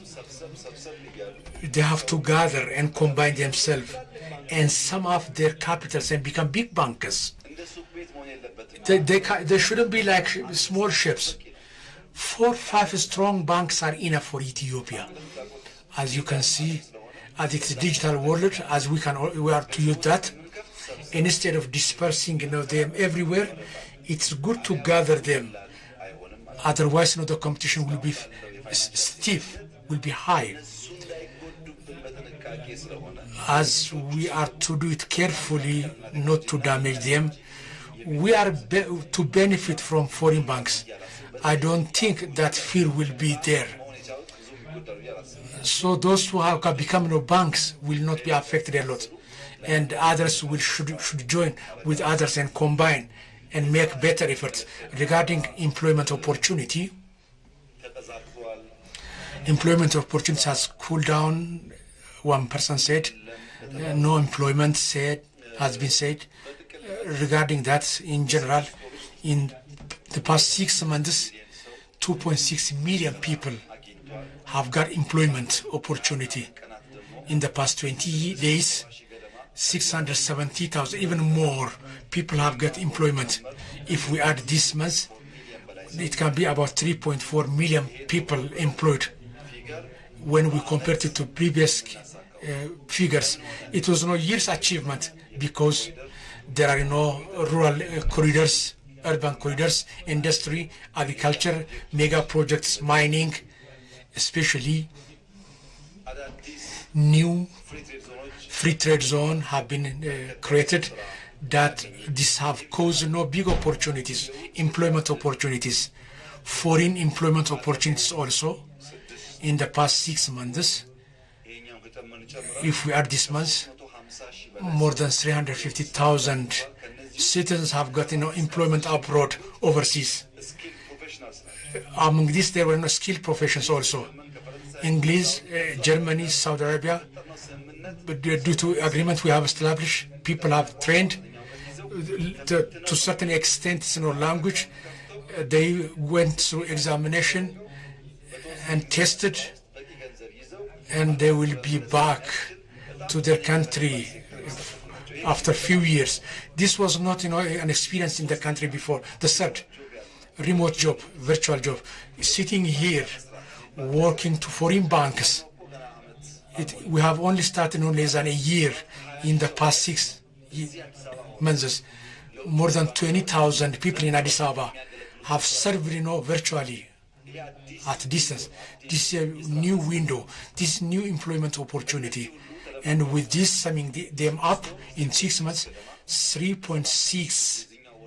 If we add this month, about 3.3 million people have got employment. This is not still enough. We need to create more employment opportunities, but it's a good beginning. So this shows, the good activity and activation, the refinery in crypto mining activities, airport. When we add up all this, many people shall get many more employment opportunities. We do expect that. Finally, the other is no economic issue, housing. That's right. So house development policy, we have now approved the policy recently. So in the coming 5 years, 1.5 million house shall be constructed by government and public partnership. We have started big works and the policy has been approved. And the second will be, there is no mortgage system in Ethiopia. A person through his name and with the real estate builder by having bank guarantee, the person with bank and the builder with the bank, and without harming the builder, and enabling the builder to pay to the bank from month to month. That system was not in Ethiopia before. We are making preparation to preparing policy. When the time comes, we shall notify you. We are also preparing land, plots of land, finance, land, technology, and design. And works are underway. So far, the house we have constructed, if we take 4-bedroom apartments, when we construct 4-bedrooms apartment, as it's sold by square meters, the buyers are very limited in number. 1 bedroom, it can be sold in 3-4 days. The demand is on 1 bedroom and 2 bedroom. So we need to modify the existing designs. So when houses are constructed, we have to bring shops, markets, playing grounds for children, schools. Unless we do that, so that will cause transportation cost problems. When we are to construct house, we have to make sure that it's a livable neighborhood, and for that design preparations are underway in cities and towns, functional to create that kind of environment. We are working. I don't know how the Honorable House will see this. So many people are coming from abroad. The first thing they do,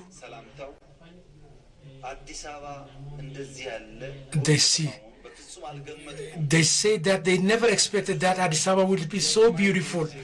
So no foreigner, every foreigner says that the situation we are in, as we are living it, we don't feel it. We don't understand what's going on. Those who can, from private sector, I advise, please go out, see outside and then come back. Many countries are where we have seen them before or even less. So improvements are visible in our country. We are doing better here. That is not deniable. Who has been that? Your brothers, your sisters, your children. So you know what it looked before. Who made it? Uses children, women, midnight, day and night. Let's appreciate their workers. So this is a good beginning. We have to appreciate it. And rural corridor, I have gone to many places and seen by myself. I have also inaugurated. When you go there, even you see it by yourself. So in even Wardas, there is at least one place, solar biogas, where animals and people live separately. You can see we are creating that kind of environment. So the health budget will work there. Instead of allotting to health, it's better to work on prevention. Riverside project is something to do with health. Walkway is health. Light is health. So many things. So honorable members, here near Arakilo, when people walk, they go to holes, to grounds, because it is dark. People fall there and have their legs broken. They go to hospitals, medication, families are affected. So walkway is healthy, green environment is health, and light is health. Walkway is health. When we chain up this, it's big. So summertime volunteerism, public-private partnership, the activities are doing good, and we are doing house construction. The challenge is input with inputs. Steel. Without ore, we have many metal factories. In value addition, we are doing good. On iron ore, we are doing good. If we achieve that, there shall be no response to the steel issues. Second, cement. Private and government, how we have achieved. So Dangote is increasing and others are increasing their production. If the production of cement increases, aluminum, we are bringing anchor investors, many aluminum is coming in, and we have almost made structures, agreements that will be a big leap, granite, marble. There are very extensive works we are doing, especially ceramics. In the coming year, almost 100% Ethiopia will not import. But now we have big factories are being constructed and we are to complete them. So in the coming year, unless there is special need for basic housing construction, we don't import ceramics. These glasses, it may take maximum 1 year. Glass, marble, aluminium, cement, and space-based steel, if we fully provide them, so the energetic use, we can construct a number of houses. So we are bringing, factory to build houses. Here, Awari, as you know, in 3 months, G+10 and more. We have achieved and shown practically that we can work day and night. Now, in some areas, we are doing 3D design. When they are complete after a few months, we are importing factories. In 1 month, that can construct many houses.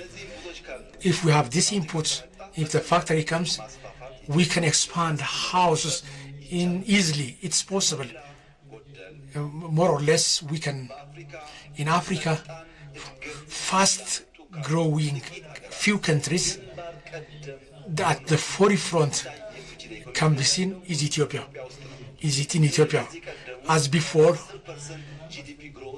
it is not 10% GDP growth.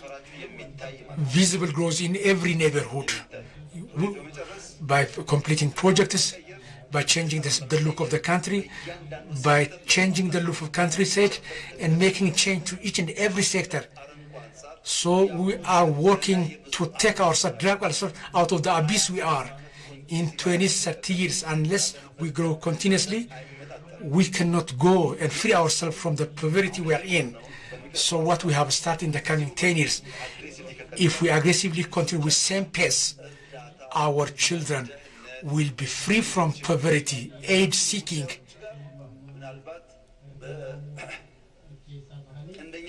So they may not make it frequent language usage. Let's work day and night to make that. No doubt Ethiopia is a poor country where theft, where working strenuously do not attract appreciation, where there is no negative culture. We are living in that kind of community. We need to continue working and working, and then get judgment by history and seek for better space and position. No need of being in opposition, no need of becoming male. Each and every citizen should work strenuously on that and should have same stand on them. We can change Ethiopia. It's a country of big potential. We have very smart and fast children. You know your children. In 10 years age, what they think about and what they do, it is something we couldn't do in 20 years of age. We have to understand this. If we work strong, we can confirm our development and growth. So the Honorable House, when you go to your respective places, see each and every project and development, help expedite it, and energize tardy people who are lagging behind. I would like to tell you this is something expected from all of you. For the economic results that have been achieved, Ethiopian Federal Democratic Government is very proud, is part of this pride, and I hope that. Thank you very much.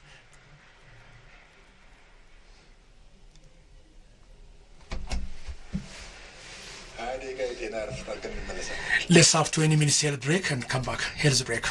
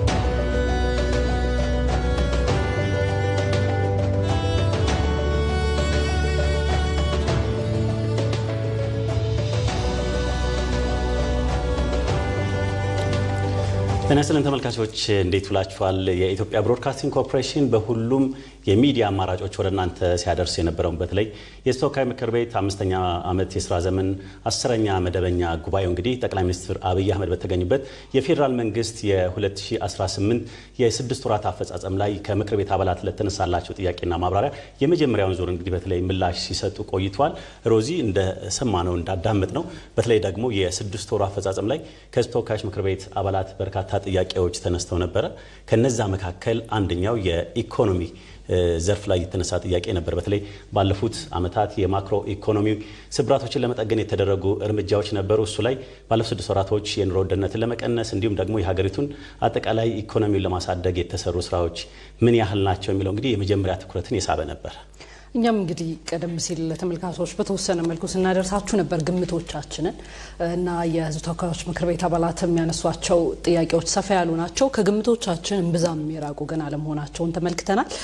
እንደተባለው በርካታ ሀሳቦች ተነስተዋል። በኢኮኖሚ ደረጃ የምናነሳቸው ከፕሮጀክቶች አፈጻጸም፣ አዳዲስ ፕሮጀክቶች ግንባታና ጥያቄዎች ጋር በክልል አካባቢ በተለይ ካሉ ከዋጋ ግሽበት ጋር የተገናኙ ኢኮኖሚያዊ ጥያቄዎች በስፋት የተነሱበት አግባብ አለ። ከዋጋ ንረት ጋርም እንዳልኩት ከዛ ባለፈ በሰላምና የጸጥታ ጉዳዮች ላይ በስፋት የተነሱ ጉዳዮች አሉ። የተሰሩ ያሉ ስራዎች ምንድናቸው? በተለይ ዘላቂ ማድረግ ሰላሙን እንዲሁም ከዲፕሎማሲ ጋርም እንደዚሁ የተገናኙ ጥያቄዎች አሉ። ከምርጫ ጋር የተገናኙ ጥያቄዎች በስፋት ተነስተዋል። ከትግራይ ክልል ወቅታዊ ሁኔታ ጋር የተገናኙና ከምርጫ ጋር በተለይ የተያዙ ጉዳዮችም እንደዚሁ በህዝብ ተወካዮች ምክር ቤት የተነሱ ጥያቄዎች ሆነው አግኝተናቸዋል። ስለዚህ ከግምታችን ብዙ ያራቁ እና ደግሞ ተጨማሪ የሚሆኑ ሀሳቦች የተስተናገዱበት የፓርላማ ቆይታ ነበር በጠዋቱ የነበረው። አዎ በተለይ ከዚህ ከረፍት በፊት የነበረው ቆይታ ጠቅላይ ሚኒስትር አብይ አህመድ በምላሻቸውም ትልቁን ትኩረት አድርገው በስፋት ማብራሪያ የሰጡበትና ምላሽ ያደረጉበት የኢኮኖሚ ዘርፍ ነው። በተለይ የማክሮ ኢኮኖሚ ማሻሻያው ላይ ኢትዮጵያን ከነበረችበት አዘቅት ውስጥ አውጥቶ የስብራቶችን ጠግኖ አጠቃላይ የኢኮኖሚ እድገቱን እያረጋገጠ ይገኛል። ለዚህ ደግሞ ማሳያዎች በተለይ ከግብርና መር ኢኮኖሚ ወደ ብዝሃ ዘርፍ ተዋናይና ብዝሃ ዘርፍ ኢኮኖሚ ከተሻገረ በኋላ እየመጣ ያለው ለውጥ በየአመቱ አድጓል ብሏል። በተለይ ባለፉት 6 ወራቶች ግብርናው እንኳን ለራሱ የራሱን ድርሻ እያበረከተ መካናይዜሽን እያደገ የመጣበት ሂደትን አሳይቷል። በተለይ 2010 ገና ለውጡ ሲመጣ አካባቢ የነበረውን በተለይ አርሶ አደሮች የሚጠቀሙባቸውን የፓምፕ አይነት ጭምሮች የመጠን ጉዳይ አሁን በጣም እየጨመረ የመጡበት ሁኔታዎች አሉ። በቁጥር ያስቀምጡበት ነው። እሱ እንግዲህ የግብርናው ዘርፍ ምን ያህል እያደገ የመጣበት በራሱ ድርሻ እያበረከተ የኢኮኖሚውን እድገት እያመጣ የሄደበት መንገድን እንግዲህ ሲያብራሩ ነበረ። ግብርናው ትልቁ እንግዲህ አንዱ ዘርፍ ቢሆንም በፊት ላይ ከዝናብ ጥገኝነት ነበር። በተለይ ክረምት ላይ የነበረውን እንቅስቃሴ ከቅርብ ዓመታት ስንዴ፣ ሩዝ፣ ሌሎችም ምርትና ምርታማነትን ከፍ በማድረግ ረገድ ትልልቅ ስራዎች ሲሰሩ ነበርና በተለይ በአመቱ የተቀመጠ ቁጥር ነበር 1.3 ቢሊዮን ኩንታል ምርት ለማግኘት እንግዲህ እንደ ሀገር ታቅዶ ነበር። ነገር ግን እየተሰራ ያለው ስራ በጣም አመርቂ መሆኑን የምናየው ወደ 1 ቢሊዮን የተጠጋ ከ900 ሚሊዮን በላይ ኩንታል ምርት እንግዲህ ተገኝቷልና ያ ማለት እንግዲህ ከቅዱ በላይ መሆን እንደሚችል የታየበት እንደሆነ በተለይ የ10 ነጥብኛም ስናነሳው ነበር በመግቢያችን የ10.2% የኢኮኖሚ እድገት እንደሚያመጣ መንግስት አስቀምጦ ነው። በእርግጥ ጠቅላይ ሚኒስትሩ ሲያብራሩ መጀመሪያ ለፓርላማ ሲያቀርብ መንግስት ወደ 9.2% የኢኮኖሚ እድገት ይኖራል ተብሎ ተቀምጦ ነበር። ነገር ግን የአይኤምኤፍ ትንበያም ነበር የ9.3% እድገት ግን መጨረሻ ላይ ተሻሽሎ ለምክር ቤቱ ሲቀርብ የ10.2% ነበር። አሁን እየተመዘገበ ያለው ግብርናው ብቻ ሳይሆን በሌሎች ዘርፎች እየተመዘገበ ያለው የኢኮኖሚ እድገት ከ10.2% በላይ ማስመዝገብ እንደሚቻል ያሳየ እንደሆነ ነበር ጠቅላይ ሚኒስትሩ ሲያብራሩ የነበሩት። አው በዛሬው የፓርላማ ቆይታ የበለጠ የታየው የት ነበርን እና አሁን የት አለን የሚለው ጉዳይ በስፋት የታየ ነው።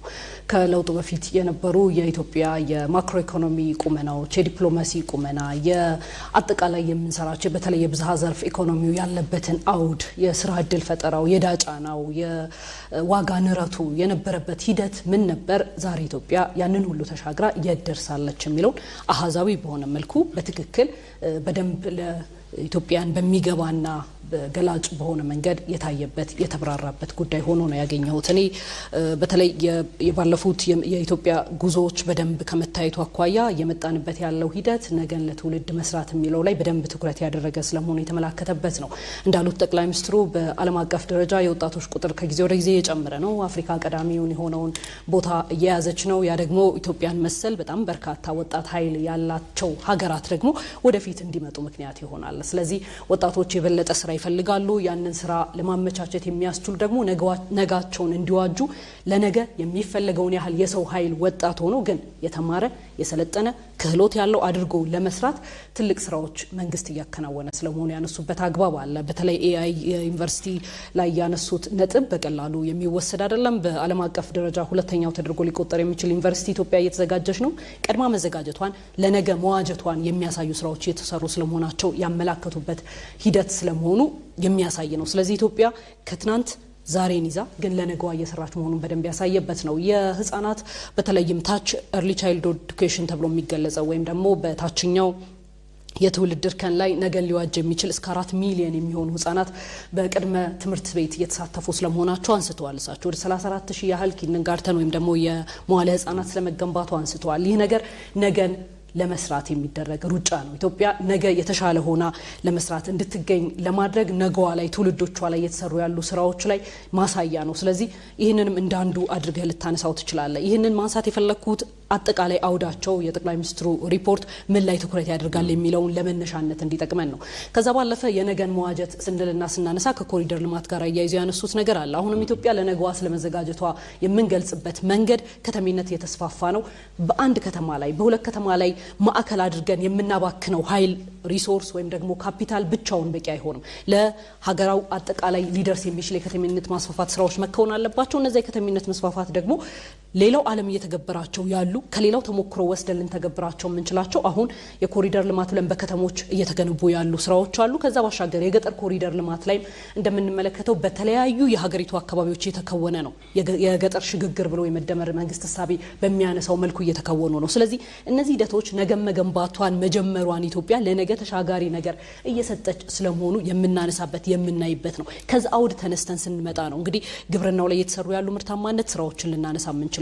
በኩንታል የመጨመር ብቻ አይደለም፣ በአመት 3 የሚያመርት አርሶ አደር ፈጥረናል። ይህ የማይታረሱ የነበሩ መሬቶች እንዲካተቱ አድርገናል። እነዚህ ተያያዥ የሆኑ ውጤት አላቸው። የምግብ ዋስትናን ከማረጋገጥ ባሻገር የዋጋ ንረትን በአቅርቦትና በመፈለግ በፍላጎትና በአቅርቦት መካከል ያለውን ጋፕ ያለውን ክፍተት እስከ መሙላት ድረስ የሚደርሱ የዋጋ ንረቱ ላይ የተሰሩ ስራዎች አንዱ ማሳያ ተደርጎ ይገመታል ወይም ደግሞ ተደርጎ ይቆጠራል። በኢኮኖሚክሱ ወይም በኢኮኖሚው ስታንዳርድ ስታነሳለት ግብርና ላይ የሚሰሩ ስራዎች በአንድም በሌላ መልኩ ተርፋማና ውጤታማ ከሆኑ የዋጋ ንረቱን በደንብ ሊይዙ የሚችሉባቸው እድሎች አሉ ማለት ነው። ስለዚህ በቀላሉ አይደለም። ከ30% በላይ በነገር ላይ ከለውጡ መንግስት ወዲህ የደረሰበት አግባብ ነበር የዋጋ ንረት።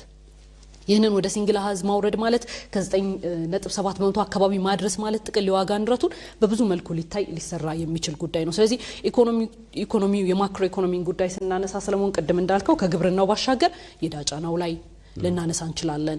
የተቀማጭ ገንዘብ ላይ ልናነሳ እንችላለን። የውጭ ምንዛሪ በገበያ መተመን ትይዩ ገበያዎችን ምን ያህል እንዳቀራረበ ማንሳት እንችላለንና ያንን በሙሉ ባሳየ መልኩ ነው ሪፖርታቸውን ሲያቀርቡ የነበረው። በተለይ ደግሞ የፋይናንሱ ላይ ካነሳን ውጭ ባንኮች ወደ ሀገር ውስጥ የመግባት እንግዲህ ፖሊሲ ነበረ። እሱም ተተግብሮ ወደ ተግባራዊነት የገባ ነው። ጠቅላይ ሚኒስትሩን በማብራሪያቸው በተለይ ከህዝብ ተወካዮች ምክር ቤት አባላት ሲነሱ የነበሩ ጥያቄዎች በዋነኝነት የውጭ ባንኮች ወደ ሀገር ውስጥ ሲገቡ በሀገር ውስጥ ባንኮች ላይ ምን ያህል ተጽዕኖን ያሳድራሉ አይፈታተኑም የሚል ሀሳቦች ተነስተው ነበር። ጠቅላይ ሚኒስትሩ ግን እንግዲህ ባለፉት 30-40 ዓመታት ባንክን ተሞክሯል። በተለይ ደግሞ የውጭ ባንኮች ሳይገቡ የነበሩ ልምዶች አሉባቸው። ነገር ግን አሁን የውጭ ሲመጡ ቴክኖሎጂ አላቸው፣ አቅም አላቸው፣ ካፒታል አላቸው። እሱን አጣምሮ እነሱን የሚገዳደር ተወዳዳሪ የሆነ ባንክ ስርዓት የመዘርጋት ሂደቶች ውስጥ ነው ያለነው የሚል ሀሳቦች አንስቷል። ያ ማለት ተወዳዳሪ ይሆናሉ። ልክ ሳፋሪኮምን አንስቷል። በተለይ ከዚህ ከሞባይል ተጠቃሚ ቁጥር ጋር አንጻር ሲታይ በየአመቱ እየጨመረ መጥቷል። አሁን ያለበትን የቁጥር ሀስ ያስቀምጡ ነበርና 97 ሚሊዮን ሞባይል ተጠቃሚ ያ ማለት የኢትዮ ቴሌኮም ወደ 87 ከዛ ደግሞ 10 ሚሊዮን አካባቢ ደግሞ ሳፋሪኮም ያ ማለት የኢትዮ ቴሌኮምን የማነቃቃት ሂደት ውስጥ የገባው የውጭ ቴሌኮም በማስገባት ነው። የውጭ ባንኮች ሲመጡ ደግሞ እኛም ራሳችንን ፈርጠም ማድረጋለን። በተለይ ግን እንደዚህ ሲሆን ግን ባንኮች በአንድ የመሆን የመደራጀት ጠንካራ የመሆን ስራዎች መሰራት አለባቸው የሚል ሀሳቦችን አንስተዋል። ከዚያ ውጭ የዚህ ዲጂታል ክፍያዎች ዲጂታል ገንዘብ ዝውውሮች እያደጉ መጥቷል። ያ ማለት እንግዲህ ቅድም ሲነሳ እንደነበረው ከ2030 ስትራቴጂ ጋር አንጻር ሲታይ የአይ ቴክኖሎጂን ተግባራዊ ማድረጋችን ወደ እነዚህ አይነት ስርዓቶች ስንገባ አገልግሎት አሰጣጡ ይዘምናል። ከዚያ ውጭ ደግሞ የካሽ የሚሉ ነገሮች በእጃችን የምንይዛቸው ነገሮች እየቀሩ ይመጣሉ። በፐርሰንት ደረጃ ያስቀምጧቸው ጉዳዮች አሉና ያ ማለት እንግዲህ አጠቃላይ የትራንዛክሽኑን ሂደት ብቻ ሳይሆን ቴክኖሎጂን እየተላመድን ዓለም ወደ ሄደበት ምዕራፍ የምንሻገርበት እንግዲህ ቅድም ስታነሹ ነበረ። በተለይ ምስራቅ ምዕራቡ ዓለም ያደገበትን ሂደት ሂደት ሲያስረዱ ነበር። የመጀመሪያው ከሁለተኛ ዓለም ጦርነት አካባቢ ጀምሮ ባሉት 75 ዓመታት ከዚያ መሃል ላይ የኤስያ ሀገራት ያደጉበት ሁኔታዎች አሉ። አሁን ደግሞ ተስፋው የአፍሪካ ነው። አፍሪካ ላይ ደግሞ ስናይ ኢትዮጵያ ፈርጠም ያለ ኢኮኖሚ እየገነባች ነው ከ2010 በኋላና ይህንን ሂደት አጠናክረን በመቀጠል ደረጃ የባለፉት 6 ወራቶች የተመዘገቡት ውጤቶች እስከዛሬ የተሰሩት ደግሞ አመቱን ብቻ ሳይሆን ኢትዮጵያን ቀጣይ ሊያሻግር የሚችል ኢኮኖሚ እየተገነባ ነው የሚል ሀሳቦችን በስፋት አንስተዋል። እውነት ነው። አሁን ላይ ብንመለከተው ያንዳንዱ ያው ለውጡ ፈጣን ነው። ብዙ ነገሮች በፍጥነት ነው እየተለዋወጡ ያሉት። ዓለምም በዛ መልኩ ነው እየሄደ ያለው።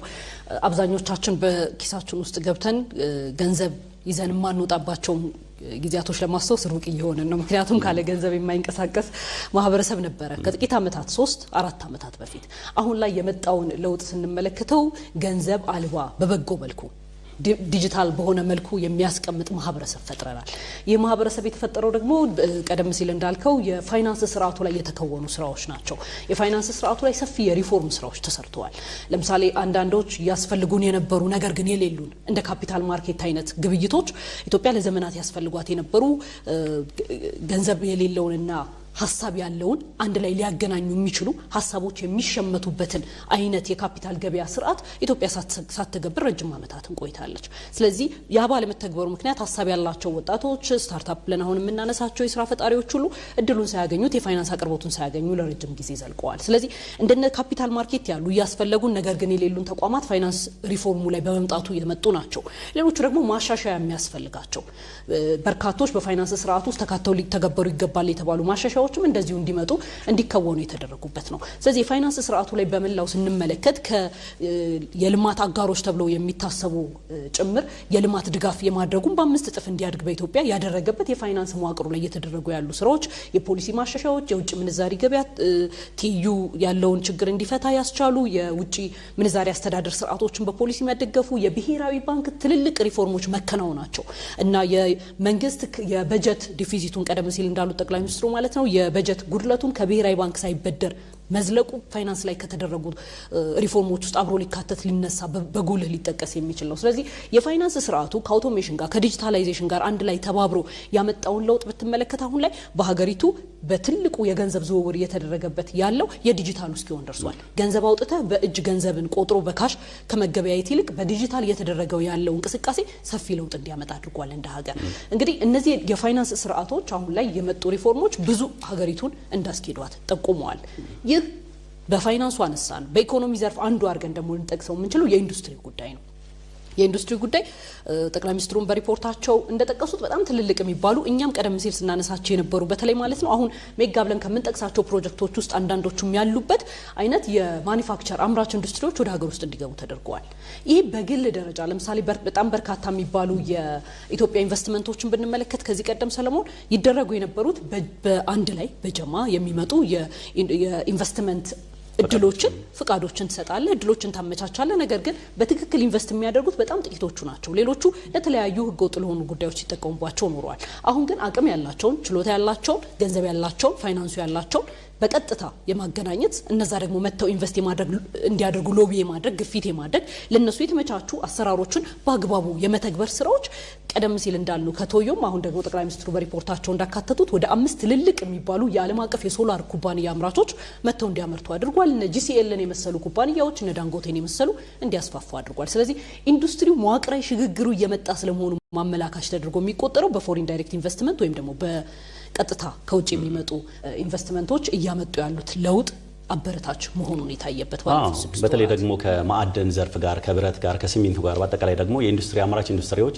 ምን ያህል ውጤት እያስመዘገበ ነው የሚለውን ጠቅላይ ሚኒስትሩ በማብራሪያቸው ሲያነሱ ነበርና ተኪ ምርት ላይ እንግዲህ ባለፉት 3-4 ዓመታት ሮዚ እንደምናስታውሰው ከውጭ የሚገቡ ምርቶችን በሀገር ውስጥ የማምረት ሂደቶች በኢትዮጵያ ታምርት ንቅናቄ ከተጀመረ በኋላ እንግዲህ ሰፊ ስራዎች ተሰርተዋልና ባለፉት ወራቶችም የተመዘገበ ውጤት እንግዲህ በጣም አመርቂ መሆኑና ከ3.4 ቢሊዮን የአሜሪካን ዶላር ያላነሰ በሀገር ውስጥ ማምረት የተቻለበት ነው። እንግዲህ ኢንዱስትሪውን ካየን በዋነኝነት የሚነሳው የፕሮጀክት አፈጻጸም ነው። እንግዲህ ትልልቅ ፕሮጀክቶችን ተፈጽሟል ያለምንም የውጭ ብድር ድጋፍም ታላቁን የኢትዮጵያ ህዳሴ ግድብ ማስታወስ እንችላለን። ከዚያ በኋላ ደግሞ የተጀመሩና በድጋፍ አብረው የሚሰሩ የነዳጅ ማጣሪያ ከዛ የጋዝና የመጀመሪያው ፌዝ አልቆ ሁለተኛው ፌዝ ተጀምሯል። ከዚያ ውጭ ደግሞ ማዳበሪያ እንግዲህ ኢትዮጵያ በርካታ ወጪ የምታወጣበትና ወደ ሀገር ውስጥ የሚገባው ማዳበሪያና ነዳጅ እንደሆነ ይታወቃልና እነሱን በሀገር ውስጥ ወደ ፕሮጀክት መገባታቸውና መሰራታቸው እንግዲህ ባለፉት ወራቶች ትልቅ ሰክሰስ ወይም ደግሞ ስኬት ነው የሚል ሀሳቦች ተነስተዋል። በእነዚህ ውስጥ ደግሞ የሚሰሩ የሰው ኃይሎች እየበረከቱ መምጣታቸው ትልልቅ ፕሮጀክቶች መከናወናቸው ደግሞ ለስራ ዕድል ፈጠራ ትልቅ መደላደልን ፈጥሯል። እንግዲህ በሚሊዮን የሚቆጠሩ ወጣቶች ስራ ፈላጊዎች በዚህ ስራ ውስጥ እንዲካተቱ በማድረግ ረገድ መንግስት ሰፊ ስራውን ሰርቷል። አሁንም ግን በቂ አይደለም። ነገር ግን በጣም አበረታች ሆነ የስራ ዕድል ፈጠራ ነው። እንግዲህ ከዚህም አልፎ የውጭ ስራ ዕድል አለ። ከዚያ ባለ ሪሞት ሴንስ የምንለው ኢትዮጵያ ውስጥ ተቀምጠው በክህሎት የዳበሩ ባለሙያዎች ለውጭ ኩባንያዎች የሚሰሩበትም ደረጃ ላይ መድረስ ተችሏልና ባለፉት 6 ወራቶች በተለይ በስራ ዕድል ፈጠራ ላይ እየተከናወኑ ያሉ ስራዎች አመርቂ የሚባሉ በቀጣይ ደግሞ በስፋት ከተሰራባቸው በበጀት ዓመቱ ወጣቶችን ወደ ስራ ዓለም የማስገባት ከዚያ ባለፈ ደግሞ የትላልቅ ፕሮጀክቶችን መጀመር ብቻ ሳይሆን የመፈጸም የሀገሪቱ የመንግስት ትልቅ ትኩረት ስለነበር እስከዛሬ ቃል ተገብተው ያልተፈጸሙ እንደሌሉ ነበር ጠቅላይ ሚኒስትሩ ሲገልጹ የነበሩት። ከዚያ ውጭም ደግሞ በምናስተውልባቸው ጉዳዮች ላይ በቅር ተይዘው 24/7 በሚለው የስራ ባህልም እየተቀየረ ማታም ጭምር በሽፍት እየተሰራ እንግዲህ ትልልቅ ፕሮጀክቶች እየተመረቁበት ነበር ማለት እንችላለን። ኢኮኖሚው ላይ እንግዲህ እነዚህ ትልልቅ ፕሮጀክቶች የራሳቸውን አሻራ የራሳቸውን ድርሻ የሚወጡ ይሆናሉ። በዚያ ረገድ እንግዲህ የህብረተሰቡ ተሳትፎ እየተነቃቃ መምጣቱን የመንግስት ኮሚትመንት ወይም ቁርጠኝነት ደግሞ በዚያው ልክ የትላልቅ ፕሮጀክቶችን አቅዶ የመፈጸም ቃልም በተግባር የሆነ ሂደቶች ያለፈ ወራቶች ነበሩ ማለት እንችላለን። እሳቸው እንደውም ሲገልጹት በየጥሻው የምንሄደው ይሄ ለዚህ ክትትል ለማድረግ ነው ያሉት። በጣም በርካታ የሀገሪቱ አካባቢዎች ላይ የሚሰሩ ፕሮጀክቶችን ይጎበኛሉ። በጣም በርካታ የሀገሪቱ ላይ የተከወኑ ያሉ ፕሮጀክቶችን እግር በእግር ይከታተላሉ፣ ይገመግማሉ፣ ሀሳቦችን ይሰጣሉ። መስተካከል ያለባቸውንም ሲስተካከል እንመለከታቸዋለን በተለያየ መልኩ። ስለዚህ እነዚህ ሂደቶች ቆራጥ የሆነ አመራር ቁርጠኝነት ያለው የፕሮጀክትን የማሳካት ሂደት እስከምን ድረስ ሊጓዝ እንደሚችል ማሳያ ተደርጎ የሚቆጠር ነው አንደኛው። ሁለተኛው ደግሞ የስራ ባህል መሻሻል ምን ያህል ለውጥ እየመጣ ስለመሆኑ ማሳያ ነው።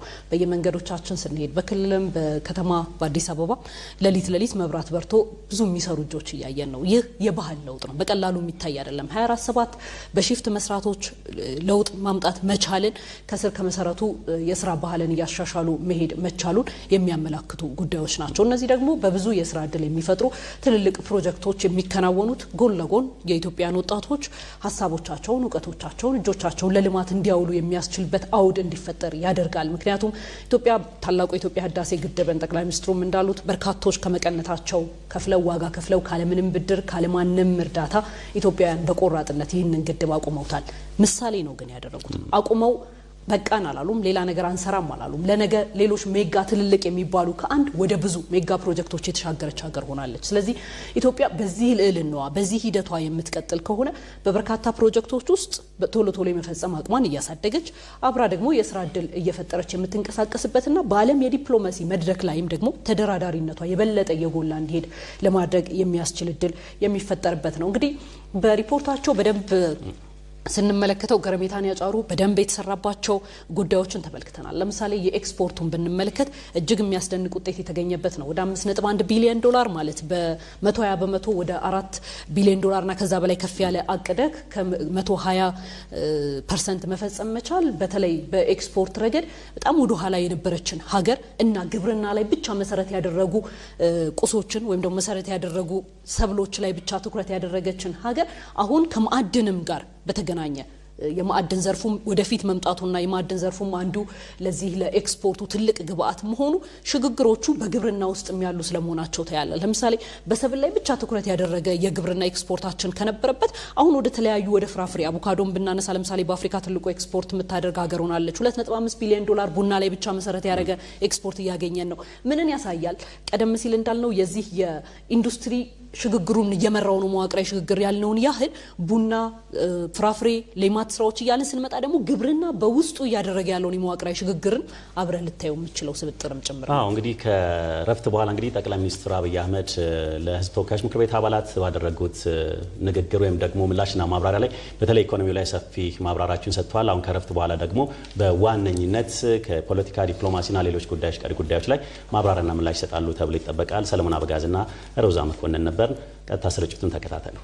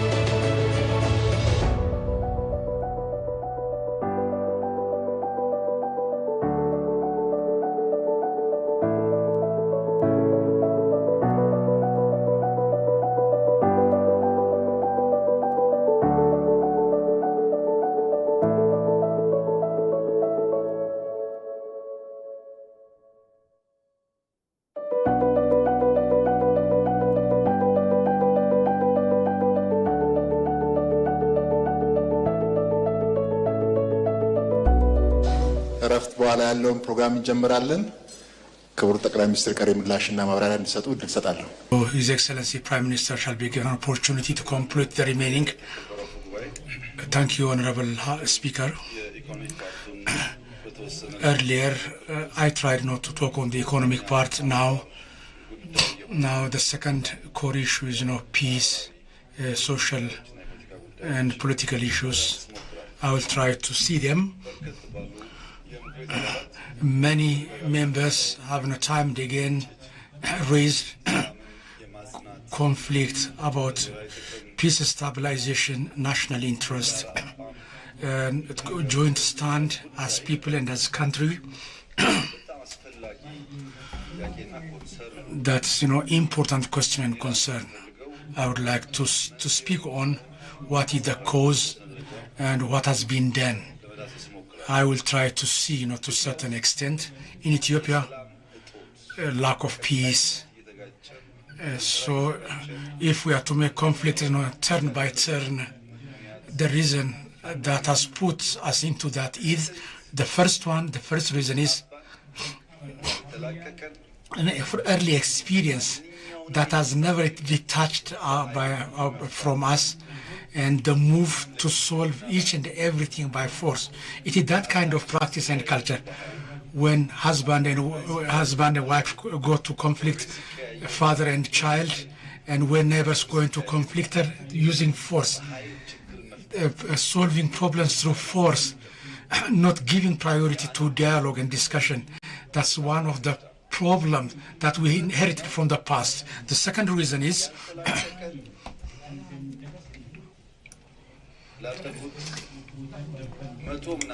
for the past 100 plus years in the modern Ethiopian history, every time that has traveled with us is the Banda nature and behavior. When we're fighting Adwa war, when we're fighting for Adma, and on other times, that is the disease that has been together with us, working for enemies. That wounds, it doesn't kill. Many bandas has wounded Ethiopia, but we couldn't eradicate them. The third problem is our enemies, timeless, continuous fear. When Ethiopia develops, the day Ethiopia develops, become prosperous, when Ethiopia, the country of people, of hero people, when it stands up, let us halt there and stop it there. That is, perpetuating, continuously traveling, fear. These three are, feeding each other, supporting each other. So our enemies want to invest on because they have fear. There are enemies that work with the people with enemies when they are had by enemies. And we have the culture of solving issues by force. They will support each other and halt Ethiopian development and growth, and harming negatively the need and the desire of people working together. That bad behavior has been living with us for long. Within the country, the Banda, those working with enemies,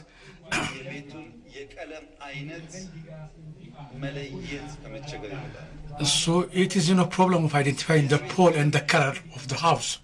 The color of this, some of us, maybe it should be white, and some of us see it as yellow color, and in some of us red.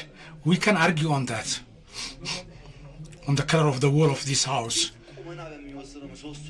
But on the pillar of unless we do have common stand, if we demolish the pole and argue about the color of the wall, without there is no wall, Ethiopian existence, in a manner that compromise to stand on that will not give political humanity, personality. We can discuss on what type of color, but we shouldn't put into question the existence as a country. This will go into conflict, and those who say the color of the house should be changed, They stand with those who want to demolish the pole of the house. So everybody who's armed everywhere. So they are not cruel. They may say, down with the speaker. So far they haven't been cruel to me. But if we are to talk about demolishing Ethiopia, where they shall sit when they come back? If parties change it, other individuals, and to question the existence of Ethiopia are quite different. It is firing your own. Our enemy's concern is not who is not leading. They were not during Minilik's time, during Haile Selassie's time. They were together, they were with us, and they shall continue to live. But their permanent desire is not to demolish the pole, not the color. So the bandas, these people working with enemies, it's not about deciding the type of color. They are mixing, the struggle to demolish the pole with that of the color. This is those who want to learn our history, good lesson to them. Our forefathers, that has been examined by this, and they did educating performance. For example, the Judge Balcha Abanov, so let's take him. This patriot, during Minilik government, he was famous hero and has no big role in Adwa. He's no prominent fighter when Haile Selassie came. They couldn't understand each other. Just the way we are not understanding each other. He was not in conflict with, so he was not deported by Haile Selassie government from one region to another. He was detained. So in the old age, while he was so, then the Italians came. That hero, who fought Adwa war battle, when he said that his conflict is with Haile Selassie, with the emperor, not with Ethiopia. So in old age, he died while fighting. He's not there now. But the history is always there. It's a lesson for us. Ligaba Bayena, another patriot, or the Chazmach Bayena Wandamageng, during Minilik government reign, he was no famous person. He was no governor of Walaita people. During Haile Selassie time, there was misunderstanding with the emperor. He was detained. Not only that, sometimes he was not accused of speaking bad words. He was also flogged. That old man, that patriot, he was flogged. So when Italy came, he said his conflict with Haile Selassie, not with Ethiopia. Then he went north and fighting with the enemy and died there. So we don't need books. So our forefathers are like books. We can turn them page by page and see them. So these heroes, they have given priority for their country. There was not a time where political parties, so moving from one party to another party or struggling with party or another, there was no way for parties then. And there was nothing to say, to compete for upcoming election.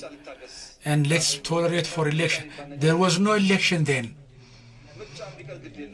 So in inclusive dialogue, I will participate. That there was no choice of such nature, and to solve the grievance, no discussion and dialogue then. So media, social media, no social media, no media then. They had no options. Their choice was, or the very existence of Ethiopia, the pole of Ethiopia. That was their stand. Now, the people who are existing now, as fight between sheep is suitable for the leopard or tiger, unless they understand that, so there will be bad consequences. Many things have been raised, our issue and that of Eritrea. Let me talk about that. Some people between Ethiopia and Ethiopia, the problem has come. between Ethiopian government has raised the concern of Red Sea. They make that analysis and explanation. It is not that. Starting from the time Eritrea has been established, there was issue all the time. You know that. After we have come to power, we said no need of continuing with that atrocity. We have begged them for 5 years. So the conflict started as many people, not about Red Sea. It is not. It is not. In Tigray war, the first round war at Shire, after we freed Shire, captured Shire, the Eritrea war was following us and come to Shire and started to demolish, buildings. Then conflict started. We didn't talk about that. When we moved to Aksum, they were entered Aksum and killed, assassinated youths in mass. There was conflict then with Eritrea. When we captured Adwa and passed, they went to Adwa and dismantled factories and steal. There was conflict then. In Adigrat, when we arrived there, the pharmaceutical factory, they uprooted what can be taken and destroyed others. So the conflict was not at its top. After we captured Shire, so we were not stabilizing or pacifying the area we captured, annexed. This is no need to talk about that, no need of, but for the sake of history, when Aksum youths were killed, when Adwa was robbed, when Adigrat was robbed, I have sent many invoices to Eritrea. So the people I sent Eritrea, some of them are not with us now. For example, Mr. Agadu, who was Minister of Foreign Affairs then, I have sent them for once or twice and to Eritrea. And the reason was, it was not to tell them not to create problem with Tigray people, not to rob their wealth. The war was with TPLF, not with the Tigray people. He has no head. If he hides that, history will expose it. He knows what he was sent there, and history knows he's alive still. He can be accessed. For his religion and for his faith should speak the truth, why he was there. When he failed to solve it, I have sent Mr. Damaka. Mr. Damaka is not with us, but he's alive.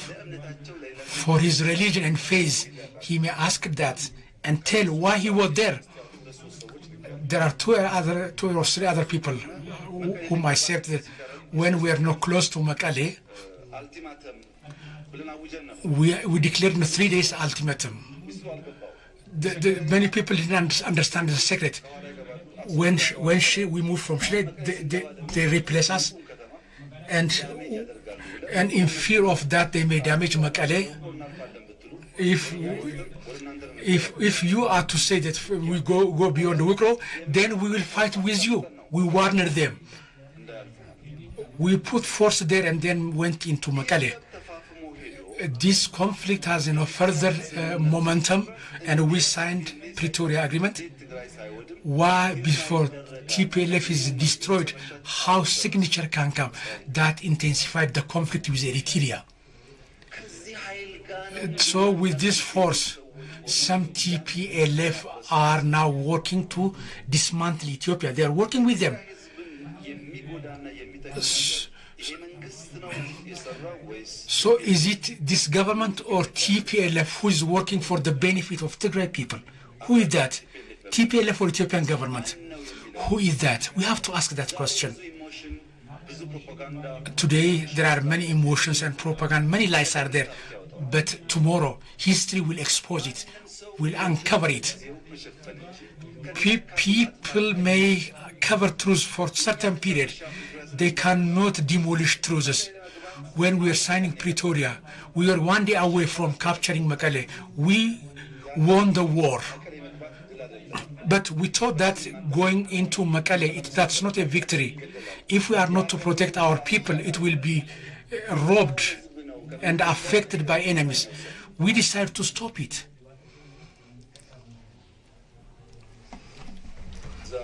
Today, some TPLF people, when I see their stands,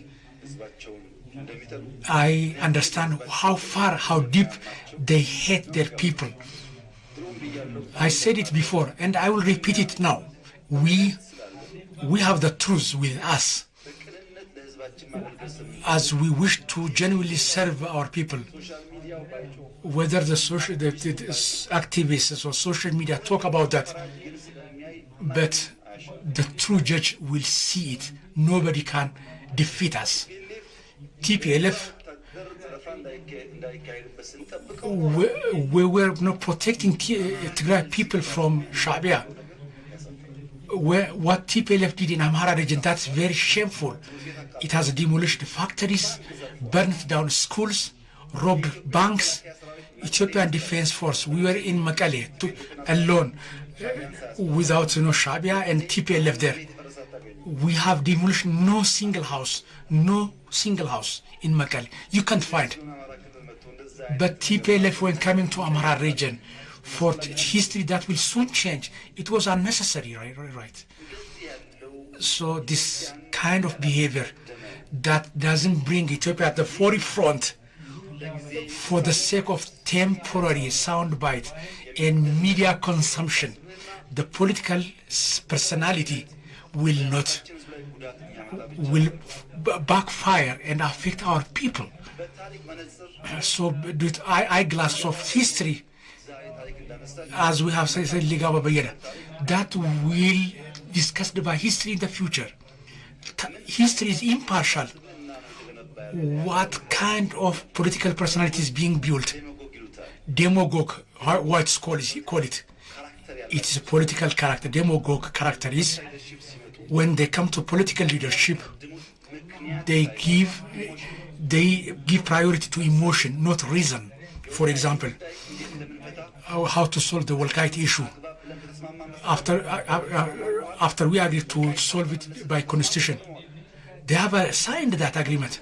This is demagogue with small emotion, with little emotion, to move people. Demagoguery means it requires no simple remedy. It is not on permanent, long-lasting solution. It uses slogans. If slogans can bring change, for the past 50 years, Ethiopia could have changed a lot. This demagoguery, dangerous move, demolishing institution, idea that separates people, that destroy trust among people, that those who have demagogue characters and personality, that is igniting Ethiopian issues. The demagogue that will never bring sustainable solution. They are not pragmatists. That's that use daily opportunities in a good way.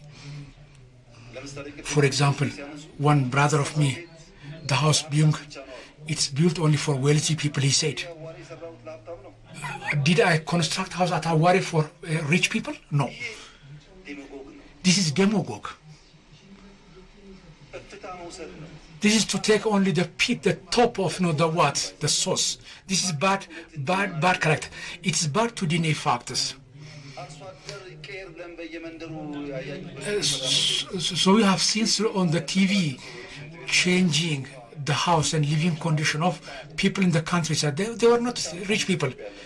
How many rich people are in Ethiopia? We don't have many of them. This time of political process is affecting negatively Ethiopia. For example, what did Shanit say us? They said this is a unitary government. These are Minilik people. They have insulted us in different ways. They said struggling with these people is not right. They have gone to the jungle. When we are inaugurating Unity Park, they said inaugurating Unity Park is a crime. They said today So why we have been accused of doing that? That's no. Well, they never see what they said. They only see what daily activity and daily talks. This demagoguery is affecting us. This behavior is distorting Ethiopian politics to a big extent. Our choices to work in sustainable remedies who can bring medication and remedy to tomorrow. Ethiopia, we have to increase the doing capacity of Ethiopia in economic growth, institution construction. Ladies and gentlemen, in this time of period of reform, Ethiopian Air Force, it had one yellow helicopter, were floating one helicopter yellow. The other were grounded. Now, different planes, more than 100, called by different names, Ethiopian Air Force owns. You have heard, more than 100. Why? If you ask me why we are making institution, so bandas, enemies are to want. It is not to establish Ethiopia on firm foundation and continue. Our enemies, they pay those who serve them timber. We have to make sure that we have paid 100 to Ethiopia, unless we generate more resource due to wealth and diplomatic and media. They may bring pressure. For example, Eritrean government, they say when Ethiopian government failed to internal issues, they raise about Red Sea. They accuse us so. Our internal issues. So the onion cutter, the mixer, those who make sauce. How can we talk about internal and external? The solution is to be competent. I would like to confirm to that those they are forced to harm Ethiopia. They finance, but they can't affect and damage Ethiopia. We have gone beyond that. We are beyond that level. They may invest their money, they will lose, and we shall continue our journey. Inside, those enemies, we have to make doors for dialogue open. So those who have been labeled Banda, those who stand against Ethiopia, if they say enough with his activity or activity, no, we have to be open to them and receive. Some of them have insulted us, damaged us, but if say that their heart has been renewed and changed, then we are open to accept them. How many of them we have left them? So the first issue, it's not people, it's about Ethiopia. So far, so as long as it is benefiting Ethiopia, amnesty is ready. We are ready to do that. Afar, Benishangul, Oromia, Amara, so many places. Many people have come back to peace. Now coming back has become fashion. Everybody, anybody, as long as he or she is ready for peace, we are ready to make dialogue, discussion for the sake of Ethiopia and make peace by putting, the private personal emotion aside. So national interest, things have changed. For example, those who are still in the bush, some individuals, they have been fighting prosperity. So the struggle direction have missed the way. When they have seen, unrelated people and bandas, they're working together, they have come back. They are giving us information, what type of radio is coming, what type of firearm is being given. When it comes to the interests of Ethiopia, when they feel that, they have changed their mindset. and come back and give information to the defense force. There is change. What is surprising is in Ethiopian issues, so there are, it's not those in Amhara and Oromia region, also in Tigray, the army there, and they say there are many who say they stand for the interest of Tigray but not affecting negatively Ethiopia. This is understanding of national interest that's making improvement.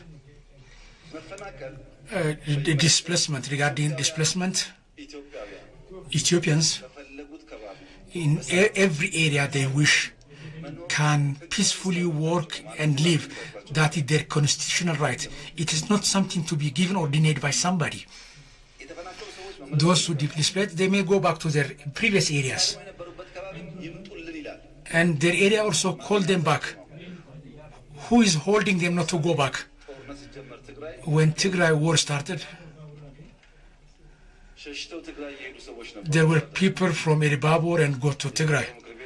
Honorable House, you may know, when you go to Elibabor, please verify this. This is a true issue. These people fled that and go to Tigray.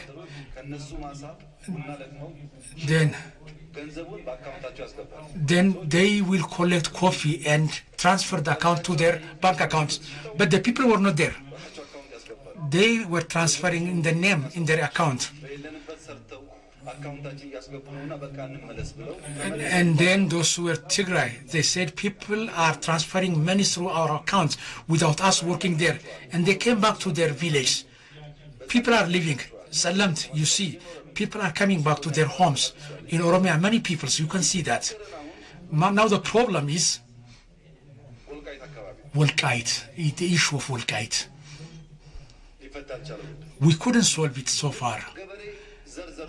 When farmers sow their seeds after rain, just like the manner they wait for their producers, they trust and sow their seeds just like that. Displacement, migration. There are people who saw migration and displacement and expect support from others. They saw the problem. They created the problem by themselves.